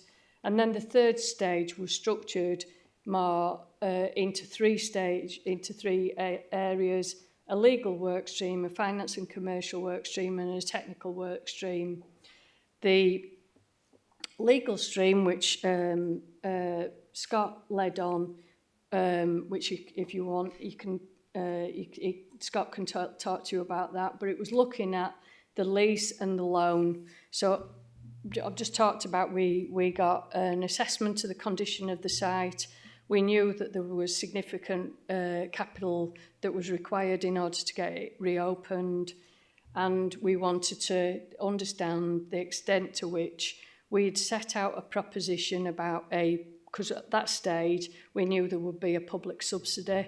What our advisors as part of the outline business case had indicated is that in order to get the airport open, the public sector would need to make some investment. It was too big because this is a bit like a start-up company, it was too big a undertaking for a business to come along in order to get it up and running. So we knew at that stage, and there was draft loan agreement as part of the information that we provide. There was also a draft under lease. So we have a superior lease with the freehold owner,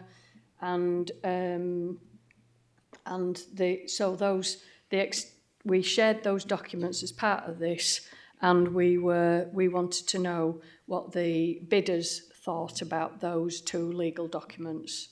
So more and on that front. And in terms of the finance and commercial element, we asked them to develop a finance business plan. That finance business plan included passengers activity, non-aero activities, other aero activities, operating expenditure, capital investment and future ambitions.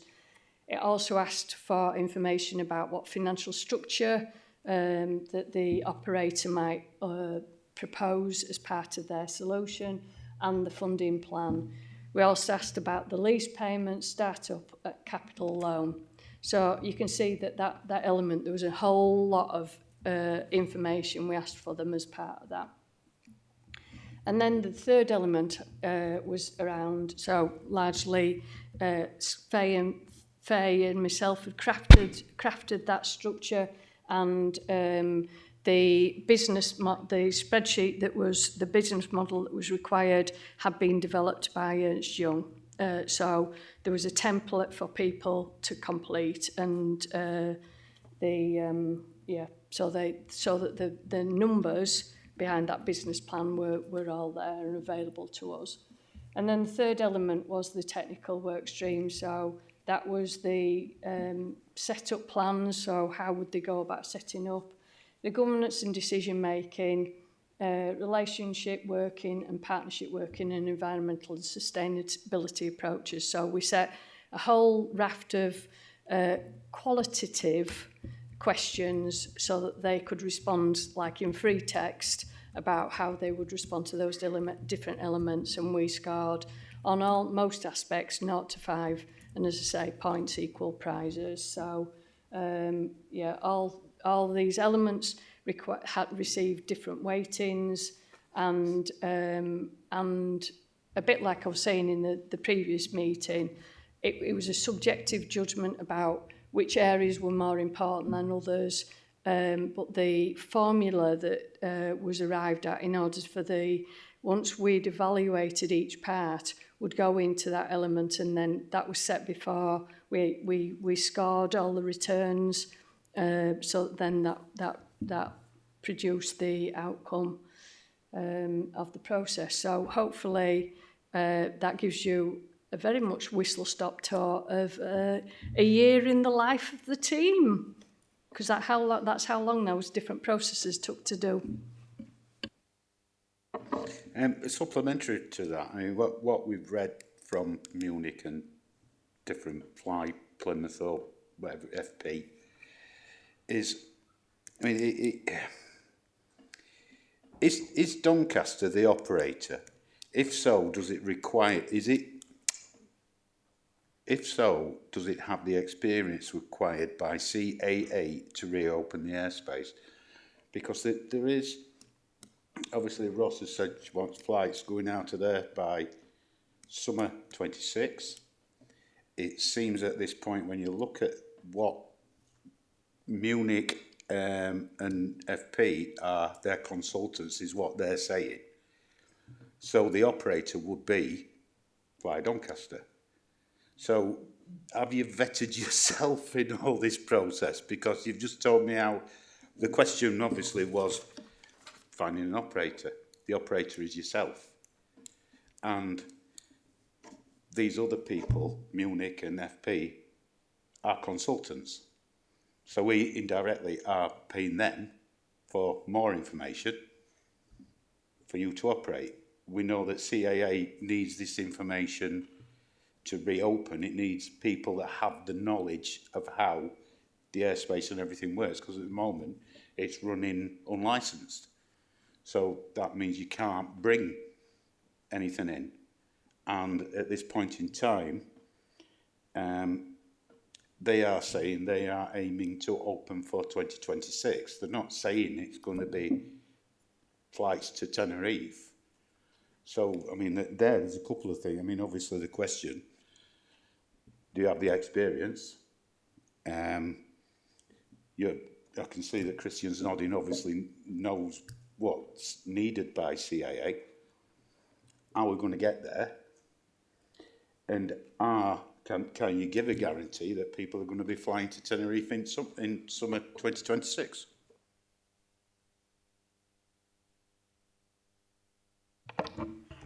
It's a really good question, Steve. I think there's a number of points you've made there, so I'll take them. The first one is very much around the experience, and as you know, not only as Fly Plymouth and obviously MIA have got their technical expertise, we've also, throughout this project, employed our technical expertise as well. So we've have a number of consultants, aviation consultants, who are managing directors for airports, who are supporting us in regards to that reintegration of the airspace. We have a meeting with the Civil Aviation Authority on the 14th of this month, so this Friday, specifically around our airspace. You'll have seen, obviously, the strategic lobbying, 130,000 individuals from Doncaster, from the region, businesses as well, signing that petition, and the power of that was extremely helpful. in regards to our airspace change process. Look, we've said very clear from the outset that our airspace is being suspended, it's not being removed. There are a number of airports that are operating within the UK from an unlicensed activity point of view. If you take, for instance, our airport at the moment, on the 6th of December last year to Excel, they had their first flight returned back since it closed, and currently are operating a number of flights every week in regards to both takeoff as well as landing. So I think in answer to your question, we're extremely confident around the airspace being returned. Part of our argument on this Friday will be around the most expedient route of the CAA to be able to get that return. It's also dependent on a number of other factors, the financial envelope in regards to the capital infrastructure that's required around supporting that, but also, as you know, there's a real shortage nationally of air traffic controllers. And we also know that we're being inundated with ex-DSA staff, specifically around that particular area, who are very keen. So we are, in terms of very, very keen to get our airspace returned back to 24 hours for next year. And that's the argument we'll be using on Friday. But ultimately, it's a CAA decision. Thank you. I'll move on to the next question. Councillor Khan. Thank you, Chair. Can you please tell us more about the benefit cost ratio of 9:1 and how certain are we that this will be achieved?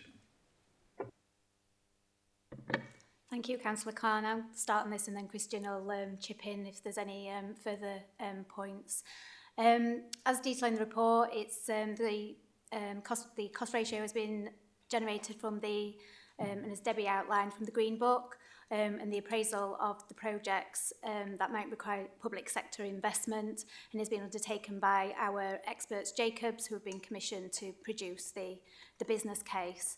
The project, as we know, has the potential to transform Doncaster's economy, and the BCR of 9:1, if you look at the Deluxe categorisation, represents very high category, so that's excellent value for money, suggesting that for every £1 public sector generates £9 of benefits.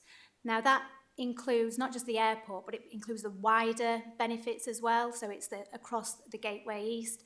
It's about the airport, and the FBC is based on the airport being a catalyst to generate wider jobs, wider GVA, etc.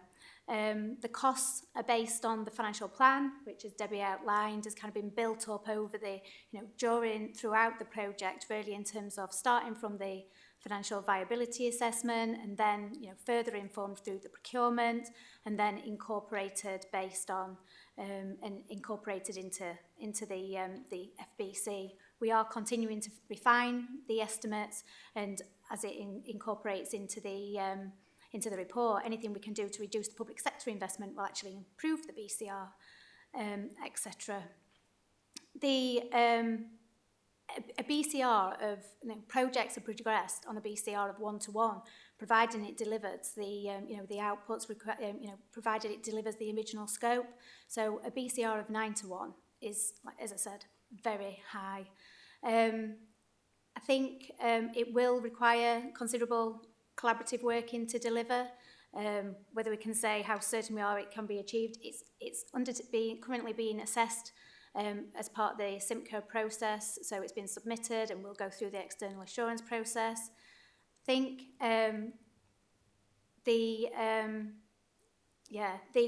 the benefits, it needs everyone kind of working together to deliver them across, and which is where I think in terms of Christian and the working that we're doing in terms of what can be delivered, but a BCR of 1:1 is still in terms of a project, in terms of deliverable. Christian. Okay, I've seen Steve. Are you all right with that, Councillor Khan? Do you want supplementary? Steve, you want to come in? Thank you. How wide is the 9:1 ratio felt? Is it all over South Yorkshire, or is it just the Doncaster area? Is it just the site, or is it all over? It's, as it says in the report, it's direct jobs as well as catalytic jobs, so that it's by inference, it's the ability to, take for somebody who spends some money in the airport, as Phil was describing in the earlier meeting, somebody who works in the airport, gets some money in the pocket, spend it somewhere else, and on it goes. So it's both, it's three layers almost, that you've got direct, indirect and catalytic. So it's that circular economy we talked about. So it might actually be felt UK-wide, do you know what I mean? It doesn't have to be just even the South Yorkshire. As part of this being, if you see this as part of a suite of regional airports, this could actually have an impact on Heathrow, as a for example. Don't want to big us up, but you know, because there's so much congestion elsewhere in relation to, in particular, freight. This might provide a safety valve for bringing freight, the much needed freight, into the UK. That is how big this project could be, and that's in part why the BCR is so good. If I may quickly, Chair, yeah, I think we saw on Scrutiny things at airport that the freight during COVID went up 50%. It did take stuff coming from London, because a lot of the suppliers worked out it's easier to get into Doncaster and get all over because of where it's sited. Absolutely fantastic for freight. It works lovely. But I think I were alluding to the South Yorkshire. Obviously, UK is great, and yeah, I think we do realise how big this is. But when we talk in South Yorkshire that will be receiving some of this benefit, we just wonder what would happen and why the Oliver hasn't contributed as much as it potentially could have done, as they are going to benefit from it as well. That is and what happens if it doesn't? Obviously, we'll still go ahead, but they should be contributing. I think we've got that question coming up actually from Councillor Hempshaw. So, yeah, thanks for that, Steve. I'll just move on to, I think your question, Councillor Smith, follows on a little bit from what we were just saying about the proposed benefits of the airport. Yes, so thank you, Chair. My question is really, what's different from when the airport was operating previously? Thanks, Councillor. I think that's a really good question, actually. I like that question a lot. You heard Debbie allude to, obviously, in terms of Heathrow, and to give you an idea, the third runway, I think the modelling of that is roughly about an annual freight volume of 1 million tonnes. Now, that's huge. And obviously, in terms of the time that takes to be able to deliver something like a third runway, and we've seen, obviously, the headlines of 800 houses and, obviously, closures potentially of the M25, that's huge. And now what we're saying is a regional airport and rebalancing, you know, in terms of some of those opportunities for, obviously, in terms of northern airports, you know, there's surely an argument around being able to significantly increase the freight volumes at DSA. In its prime in 2019, it was around 23,000 tonnes. This is an airport that should be, you know, at that 100,000 tonnes plus. And so I think for us, in regards to our ambition on the freight volumes, is key. We also talk about the fact that for an airport to be successful, it needs airlines. We've seen before previously in terms of some of the difficulties that Wizz Air had, you know, previously operating at the airport, and ultimately it was down to one airline. Working with our advisors from Munich, we're very clear.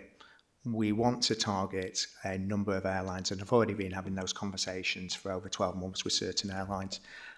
So I think, you know, in terms of having a strategy where you've got an airport with only one airline doesn't work for us, for Doncaster. And hence why we want at least, you know, a minimum of around about that kind of 4 to 5. And that's the kind of where we're working at. I think the other piece is very much around, you know, in terms of the previous contracts. In regards to the aviation advisors that have been advising us throughout this process and the critique of how things were done in the past, very much a tight fiscal control of regional airports is key. And so I think we want a tighter fiscal control of, obviously, in terms of the finances in regards to the airport. I suppose the other piece is very much around carbon reduction. And so I think there's lots in the press at the moment around climate and net zero airports.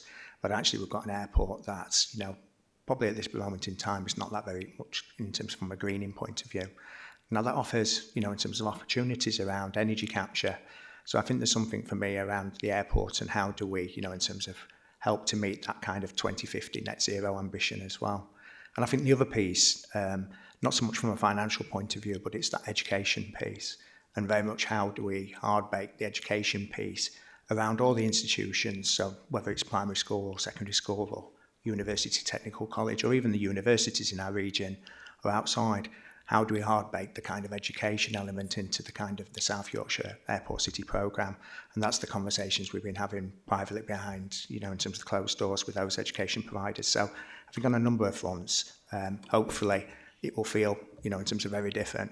I suppose, and just the last point is, and it alludes to the response that Faye was mentioning around the investment zone and the 9-1. So we were very clear in our negotiations with Peel that we wanted the ability to grow the airport, and specifically what we refer to as DSA04, which is about 126 acres, the ability to develop airside aviation, like-minded industries, whether or not it's from a manufacturing or it's from additional hangars, will be key. That will bring significant revenue into the airport, but also into Doncaster. So hopefully we've got a model which excites, and obviously, clearly, this is an airport that's the heart of the UK. Listed. Oh yeah.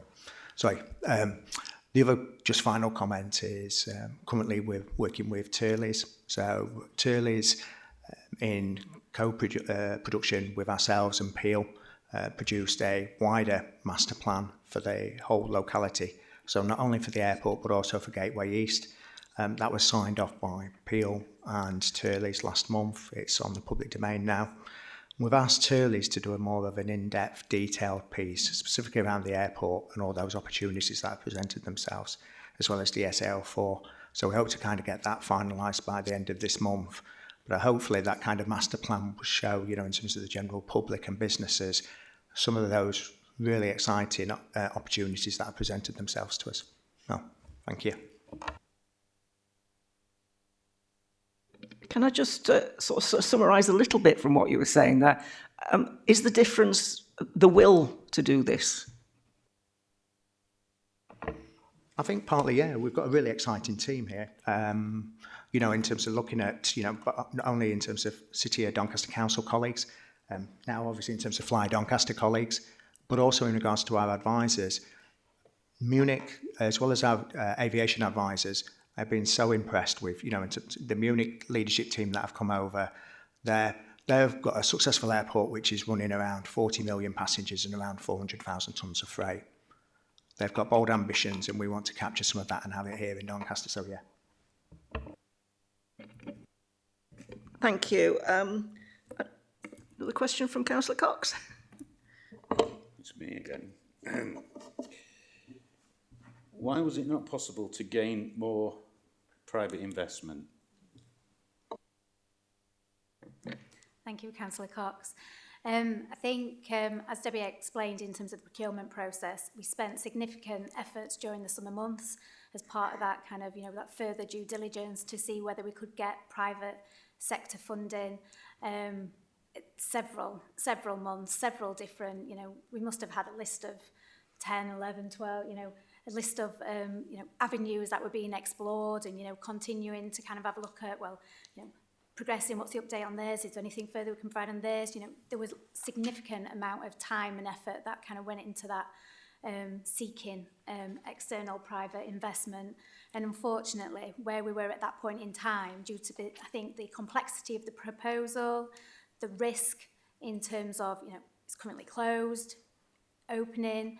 We've got the financial, viability assessment as well that has identified that some public sector investment is needed to get, because it is closed, etc. I also think there's an element of the risk appetite of the market as well, in terms of ability to provide that private investment. And we kind of, having explored, spent significant, amounts of time in terms of exploring those options, we got to the place where it was kind of like, we'd kind of, if we spent more time on it, we were going to have the risk in terms of the airspace, and it's trying to balance that really in terms of taking things forward. So at that point, we felt we'd explored it as much as we possibly could at that point in time, and we had to then kind of shift into the, right, so it's not looking like we're going to be able to get anything, or if we could get something, the rates would be, you know, significant, and then that impacts on the sustainability and in some ways impacts on, you know, the CDC as well in terms of providing, you know, that kind of level of subsidy, etc. So we got to the point where we kind of looked at, right, well, could we do it through public sector investment, public sector subsidy? We then had, you know, the discussion with our advisors in terms of, because we knew that that would need a subsidy assessment. And I think you will have seen the subsidy report, which is actually positive. It has some areas for improvement, which we were, you know, that we will now consider, and we'll, you know, look at our supplementary information. But generally, we had, you know, significant amount of support and, you know, advice really in terms of that subsidy as well. So that's where we kind of got to really in terms of that. I think also it's the complexity of the proposal in relation to the lease as well, and in terms of why we are where we are. Debbie, do you just want to come in, then I'll bring... Just want to embellish a little point that Faye said in there. We could have got private finance. It would have cost us more. It would have cost us more, and that's why in terms of from a value for money point of view, the rates that the local authority can secure were less than what the commercial banks would offer. So we could have gone down that route. It's just it wouldn't have represented value for money. So that's another. So of the different areas that we went into as looking for private finance, there were routes, but they just weren't suitable given the alternatives we had from a value for money point of view. Councillor Jones, you want a question? Sorry about that. The finance. And what we got to, latterly is this, we'll get support from Simca.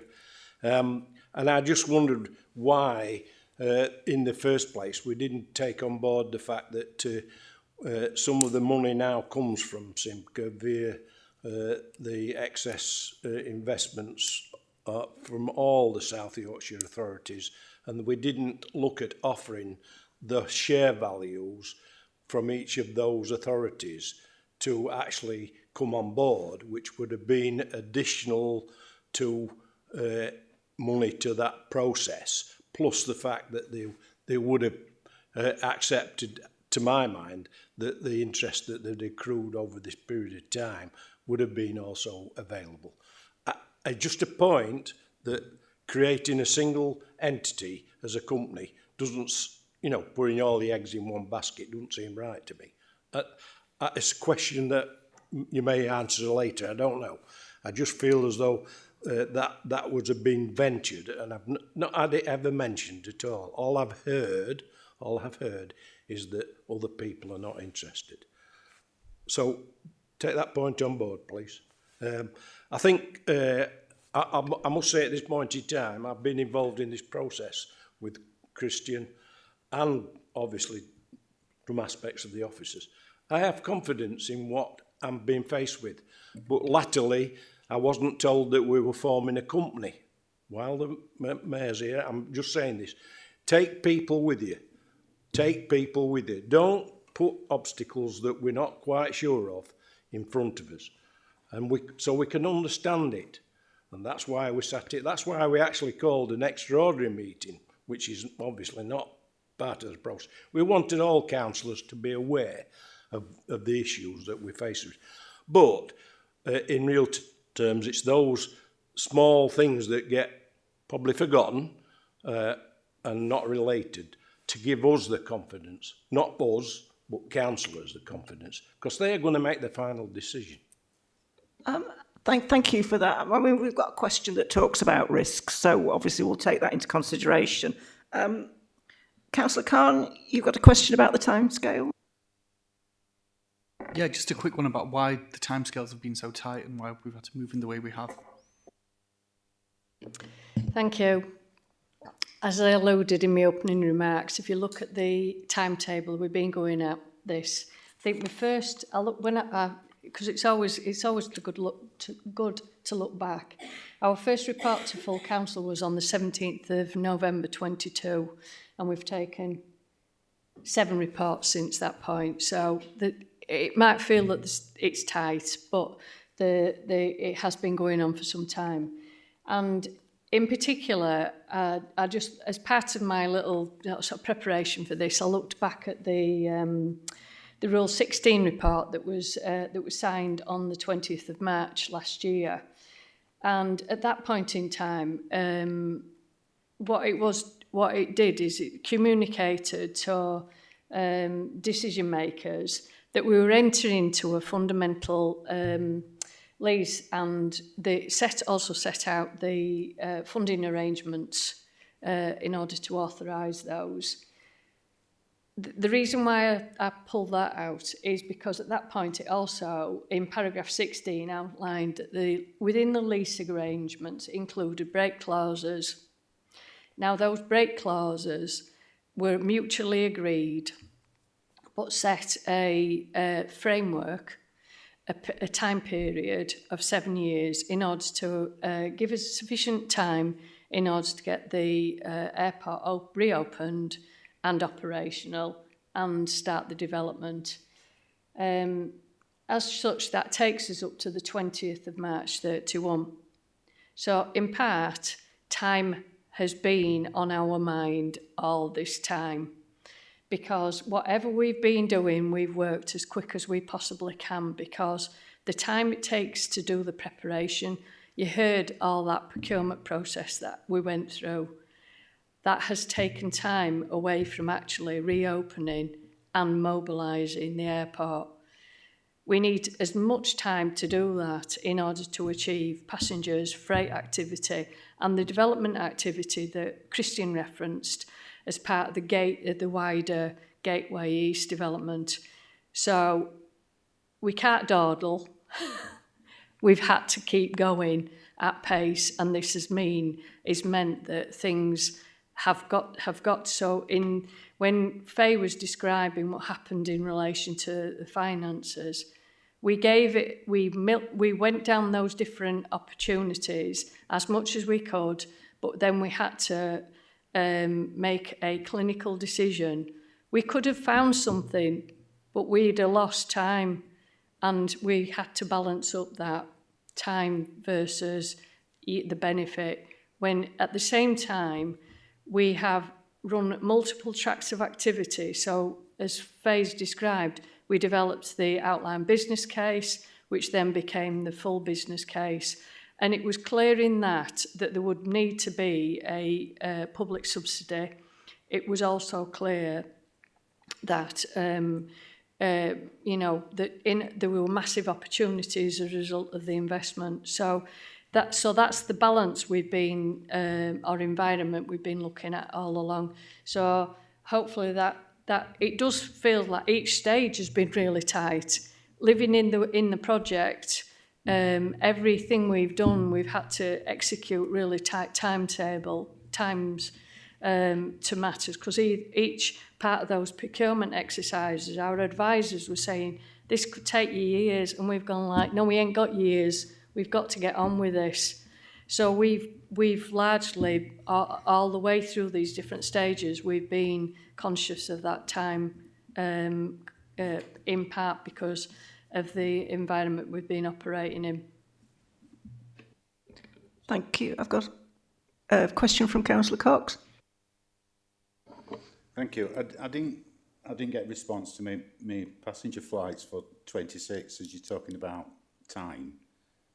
I mean, something that we've asked for, and same as Alan just said, we have constantly asked for comms to put out to public to keep everybody with the story that's going forward.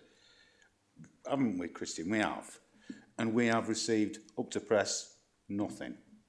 And same as we've all said, we want to take people with us. That's why this was an opportunity for all councillors to come in and ask questions. So all that we ever see is the mayor there telling residents what's going to happen. There's no consultation to a massive spend of 130 odd million that now says it's 200 and something million. Don't know how right that is. So all we're hearing as elected members is what Ross is putting out and somebody else on social media. But that's all we're getting. So, I mean, this was an opportunity for people to ask questions. Unfortunately, not many have turned up. But are we absolutely guaranteeing residents that there will be a flight, passenger people, going in summer 26? Yeah, it's a really good question. I think I alluded to it in my previous answer, Councillor. But clearly we are, in terms of pushing for commercial activity for this airport to be licensed for 24 hours to enable commercial flights. However, the decision on that, it doesn't lay with, in terms of us as a council, it lays with the Civil Aviation Authority, and hence, the importance of this Friday's meeting. So in answer, that's what we're pushing for, Councillor. But obviously it's not within our gift. And we hope, in terms of the Civil Aviation Authority, make the right decision for Doncaster. So, Steve, you just wanted to ask about the risk, which we touched on, your next question, didn't you? I'm sorry, Chair, but I could go on and on, and I think as Christians aware, we have, and I thank you all for work that you're doing. And we're not trying to pull what you're doing apart. What we're trying to do is saying, look, these are questions that residents are asking us, and we haven't had an opportunity to ask these questions. I know we've met, Christian, and we've met lots of times, and I thank you very much. But there are people out there assuming things that haven't had the chance to ask the questions. We've got lists of questions. I mean... Talking of questions, would you like to ask it, Steve? I would. I'm sorry, Chair. Hang on, let me... 26. How have the risks been mitigated? Go on, Alan. How have the risks been mitigated? And what are the risks? Yeah. Hi, I'll make a start really talking in terms of the financial risks. We've detailed in the report the top 5 risks in relation to the programme, and the one that's kind of prominent in my mind is the financial exposure, obviously, is the section 151. And what we have kind of discussed is lots of mitigations in terms of, because I've got to wear kind of probably 2 hats really in terms of this one, because I've got to protect CDC, but also want to try and support the reopening. So the main one from my perspective is the financial exposure, the financial sustainability risk. So and there's multiple risks within that. So like if you talk about overall financial sustainability, we've talked about the financial viability assessment, we've talked about the financial plan. We could probably go through each line of that financial plan, and there'll be various risks in relation to each line. So some will have a bigger impact than others. So one of the mitigations initially is that we've done that piece of work initially. We've worked closely with aviation advisors, with EY and colleagues to prepare that initial financial plan, taking into account all those assumptions and those risks. So within that, we talk about the capital investment needed. We've kind of put estimates in for that. And we've kind of, some of the mitigations are that that's built based on the asset condition surveys, that we've obtained. So I kind of talk about, but all the way through the programme, we're constantly considering risks and looking at what mitigations we can incorporate, getting advice where possible and where we can. For example, Debbie talked about earlier about the KC advice and about our legal advisors as well in terms of the structure of the organisation, and also with the with the values involved, how we can, the 100% control is about GRIP, is about ensuring that there is robust governance. So just within our kind of discussions, being really clear in terms of those roles. So in terms of the directors, currently Debbie, Damien and Christian are directors, so that means that myself and Scott in some ways have to kind of, you know, be the CDC, you know, overseeing, where, you know, to ensure that we've kind of got that clear governance clear. So there's lots and lots of mitigations that have already, you know, been taking place. There's future mitigations as well that we're kind of, you know, we need to ensure. Debbie talked about a loan agreement, for example, which would be in place. So that we've kind of started to have a look at what that would incorporate. But all these things are kind of, you know, looking at the risks and looking at from the perspective of how can we mitigate that as much as we can. And then obviously the airspace is another significant risk.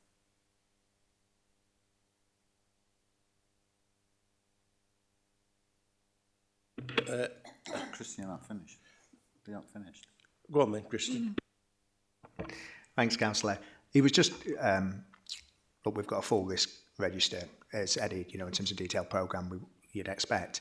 But it was just on the airspace. We know, look, there's a strategic risk. The airspace, not being able to obtain the airspace will have a detrimental impact on, you know, being able to operate flights. And clearly we're pushing extremely hard to ensure that we get the right decision from the CEA.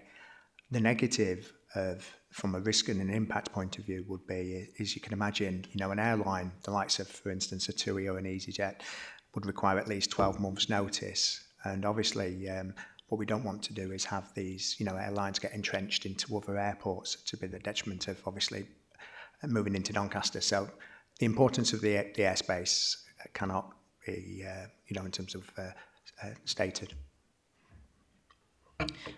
Alan, can I ask, is your question relating to risk? Yeah.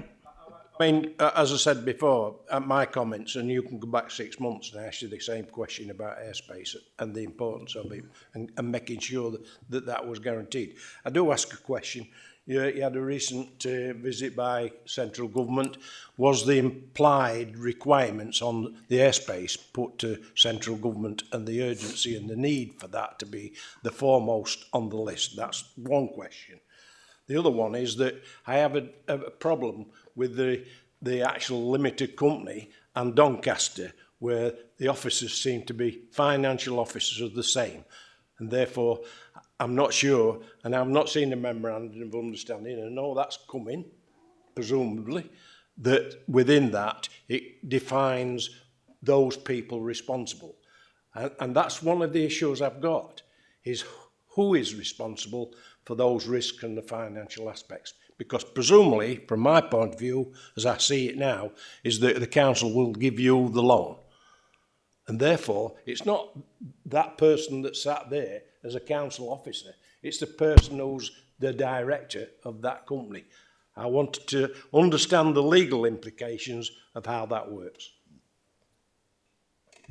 Do you just want to switch your mic off? Thank you.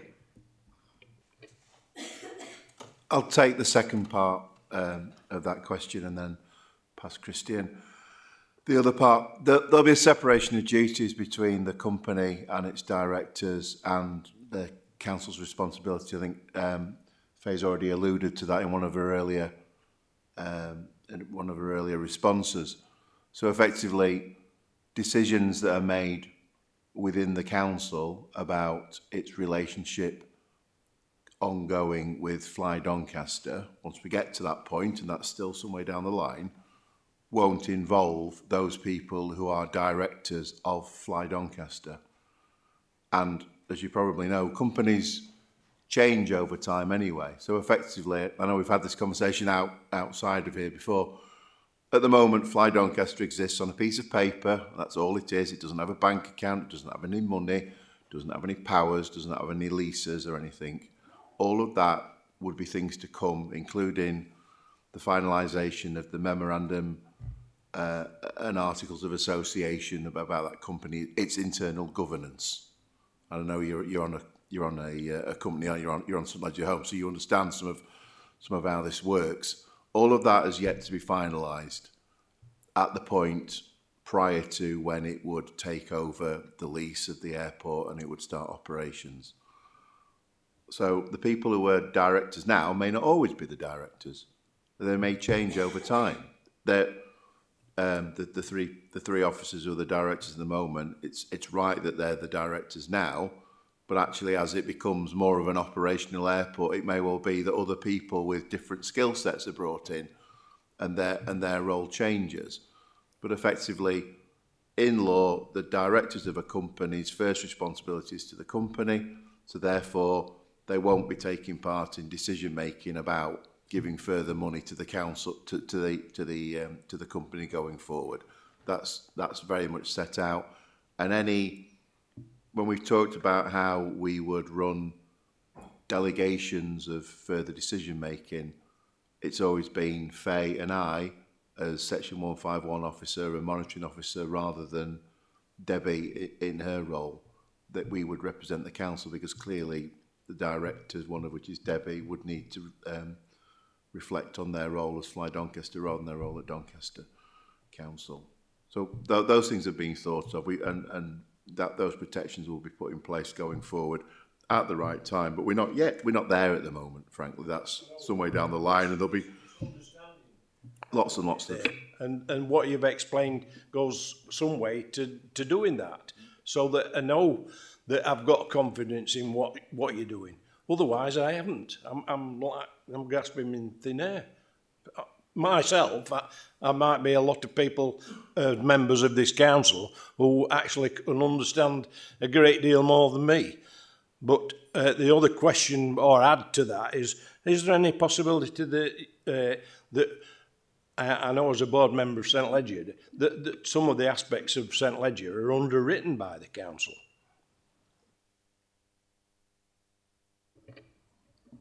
I think St Leger's a slightly different issue, isn't it? Because it has sort of one client, which is the council, and it effectively operates as a company version of what would have, in the old days, been the housing department. So it's slightly different.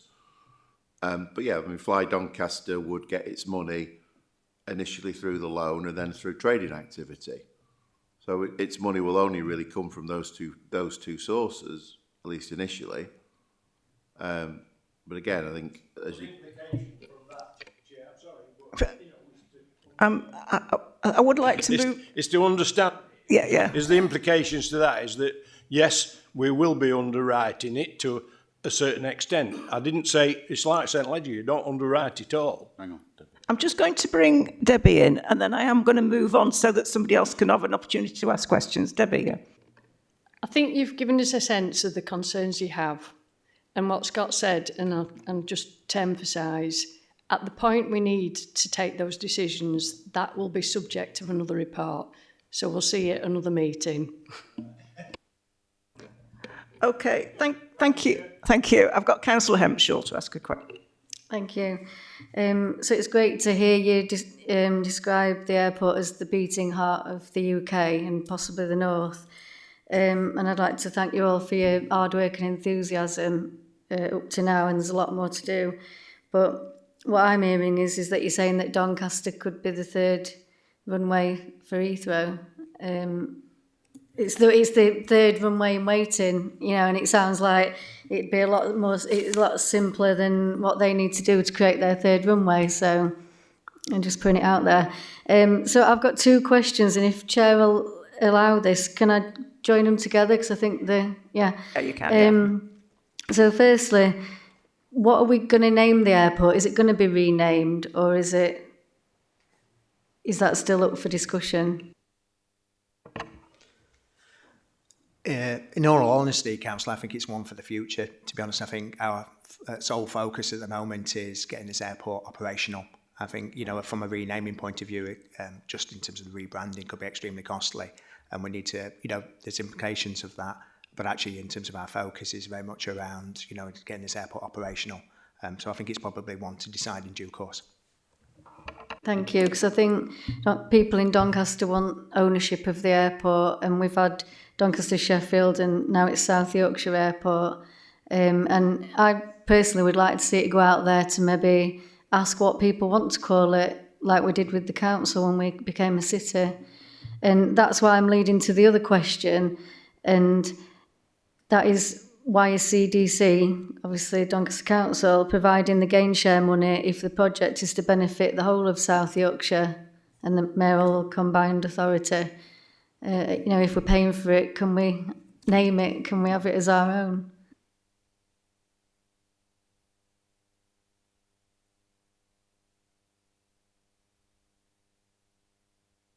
No, in terms of the gain share, and I guess in terms of the naming, Christian's just said to us, we just need to, our sole focus needs to be on doing the here and now and mobilisation. In terms of the gain share, as I referenced earlier, the council took the decision to enter into the lease negotiations, and in advance of the full business case being complete, we also signed the lease, as I referenced earlier, in March last year.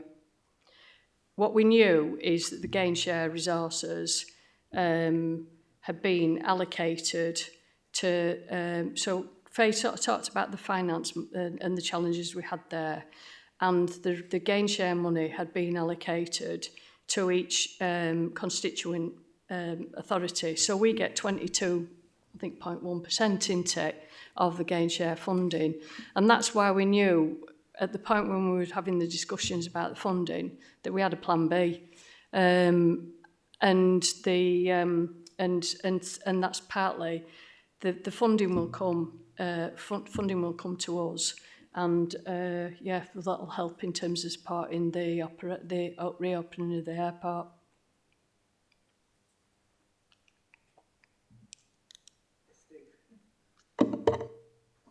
Sorry. With gain share, that gain share is obviously there for all of Doncaster, isn't it? I mean, that was part of requesting this meeting, that other councils could see what impact potentially it could have on other parts of Doncaster in every ward. But I think we keep going back to the Simca commitment, if you like.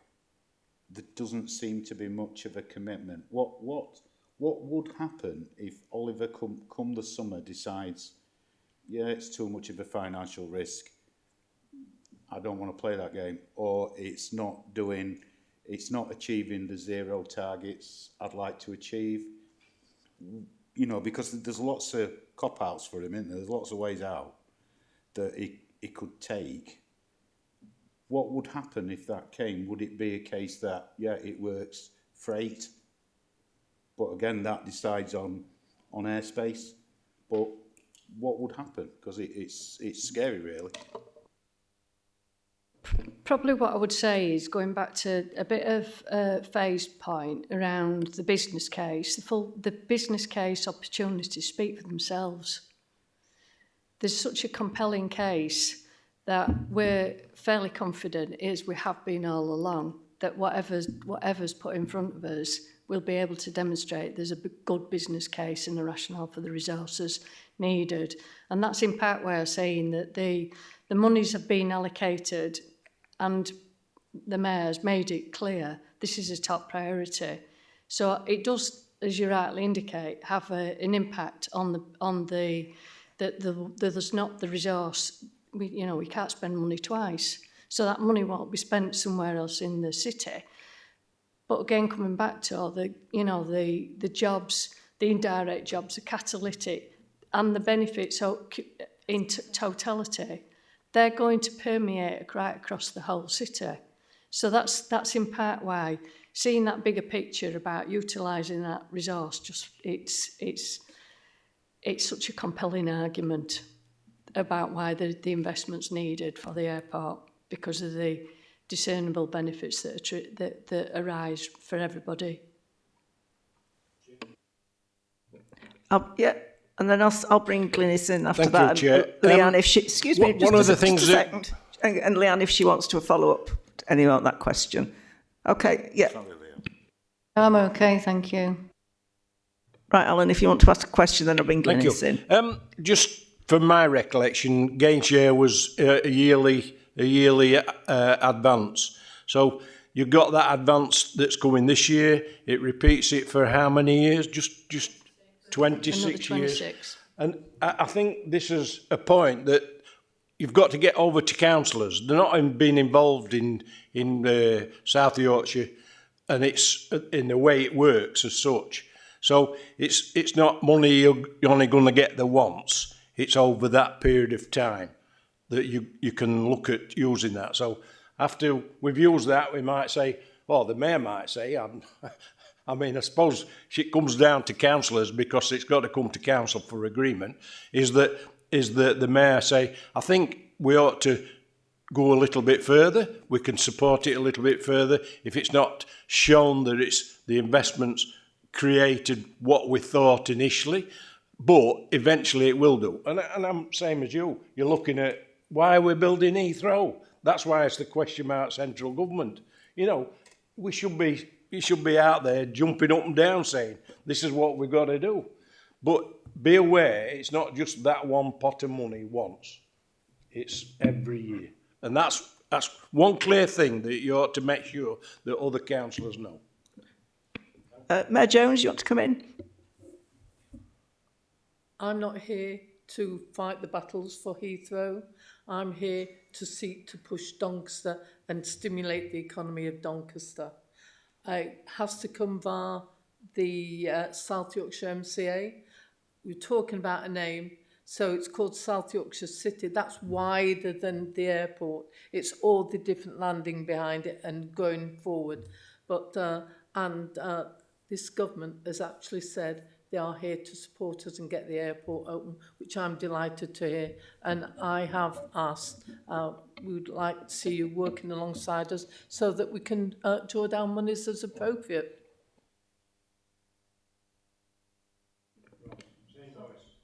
You same voice as me. Thank you, Alan. Thank you. I'm just going to bring Glynis in. I think to some extent, this is actually the most important question. Thank you, Chair. So regarding one of the major projects outlined in the corporate plan, what is being done to ensure that those jobs created as a result of the airport are made accessible in order to create a more diverse workforce within Doncaster? Yeah, that's a really important question. I think you can see some of the strength of Doncaster Sheffield Airport. You only have to walk around the terminal, and you could see previously the likes of whether or not it was the FODSA group who were supporting individuals who have got disabilities. The real strength of some of the assets there. We've been clear about in terms of making sure that this is a very in terms of very friendly. The People's Airport is a term that obviously Boss Mayor Jones alludes to. So we've started behind the scenes in regards from a recruitment point of view, looking at on the back of what we did with the iPort Academy, of something which is referred to as Gateway East Academy. And so what we're keen to do is to work, with the general public as well as supporting the businesses going forward. But actually, how do we positively, impact in those schools from such an early age to how do we also, in terms of look at the future business needs of, in terms of the supply chain of staff for some of those key businesses that are looking to locate around the airport. So from a CDC point of view, it's not something that we can do in isolation, and hence why we're talking to a number of both private sector providers, recruitment providers, as well as obviously public institutions, the colleges, the schools, just to make sure that we get it right before we obviously start to populate a structure which will have a significant number of employees in. Thank you.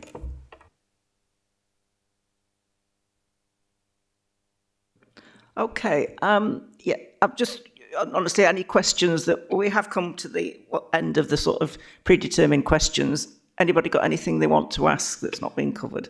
Yeah, I would like to ask you, Chair, if you look at the recommendations, to add that they recommended that the Mayor and Cabinet and OSMC enable the Council members to aware of the financial implications and responsibilities of using their monies for the programme, which is a list of 1 to 8. I've got 7 here on written. I've put another one and that is the results. Report back to Scrutiny the results of the CAA inclusion, and not keep it under a bushel or anything like that. I think those reports ought to be more frequent as we go through the process. And I know it takes your time, but be open and accountable to the members of this council. Well, I think to some extent you're touching on my final question, which is what is the role of scrutiny going forward? I mean, I could see it as a sort of clear, the full business case in summer, maybe we ought to be looking at that. We could certainly bring... In terms of future decisions, as I slightly joked earlier, there'll be other things that need to come forward in terms of decision making. So Scott referenced about the structure, the governance around Fly Doncaster. So you'll need to have that. So that will be a matter that needs to be considered by the council. There will also be, as Faye described, the loan agreement between the council and the company. So that's another decision. There's also the sublease. So at the moment, the superior lease is held by the council. But in order to get in order for the company, to protect the council as well as the company to be operational, that sublease will need to be transacted between the council and Fly Doncaster. So there's a number of things, key activities that will be occurring hopefully soon. That will be coming back, and as you referenced, the engagement. Although we've got a significant meeting on Friday with the CA, that won't be an outcome that we can report on. I think that will just be part of the ongoing dialogue, because there'll be further forms that we need to complete and submit. So there'll be a lot of stages that we still need to go through. Chair, accepting that, and I think I understand that, that it doesn't happen, yet straight away, but keep people informed. We've been informed throughout, and we've never used that information for any benefit, apart from the fact that when people ask me, I keep saying, well, it's an international company. That's as far as I've gone. And so, we're capable of assimilating information and keeping it confidential. Can I just go through the recommendations? And I think what we're talking about is a further report coming to scrutiny, probably around summer, my sort of, maybe before, thank you. So what we're actually looking at, As and when appropriate. Yeah, that's fine, yeah. Sorry, I'm So we've got comments, feedback. So I'm just looking at the recommendations. It's a bit late for me now. This has been a long meeting. So we've got comments and feedback and recommendations, which we've. Can I just? Anybody is proposed that I'm okay the letter as chair? Yeah. So obviously we've got copious notes on what people have talked about. And a further report to come back as appropriate. Right, so paragraph 3 from recommendations that the Overview and Scrutiny Management Committee consider the Cabinet report, South Yorkshire Airport City approvals required to support the reopening of the airport as attached, and provide any comment, feedback or recommendations that may assist or inform any future decision making. So we're okay with that recommendation? No, I've added the OMC should receive those reports. Yeah, we'll put that back. We'll put that in, yeah. Okay, so is that okay, Caroline? I've done everything I need to do. Thank you. And everybody's we do need to proposer and seconder that I'll agree a letter to Cabinet. Is that proposed? Yeah. Seconded. Thank you. Okay, we've completed that bit of the agenda. We have got the forward plan and overview and scrutiny work plan, but maybe we can consider that next time we meet. I don't know. It's not going to... Okay, right. Thank you very much for your attendance, everybody. Thank you.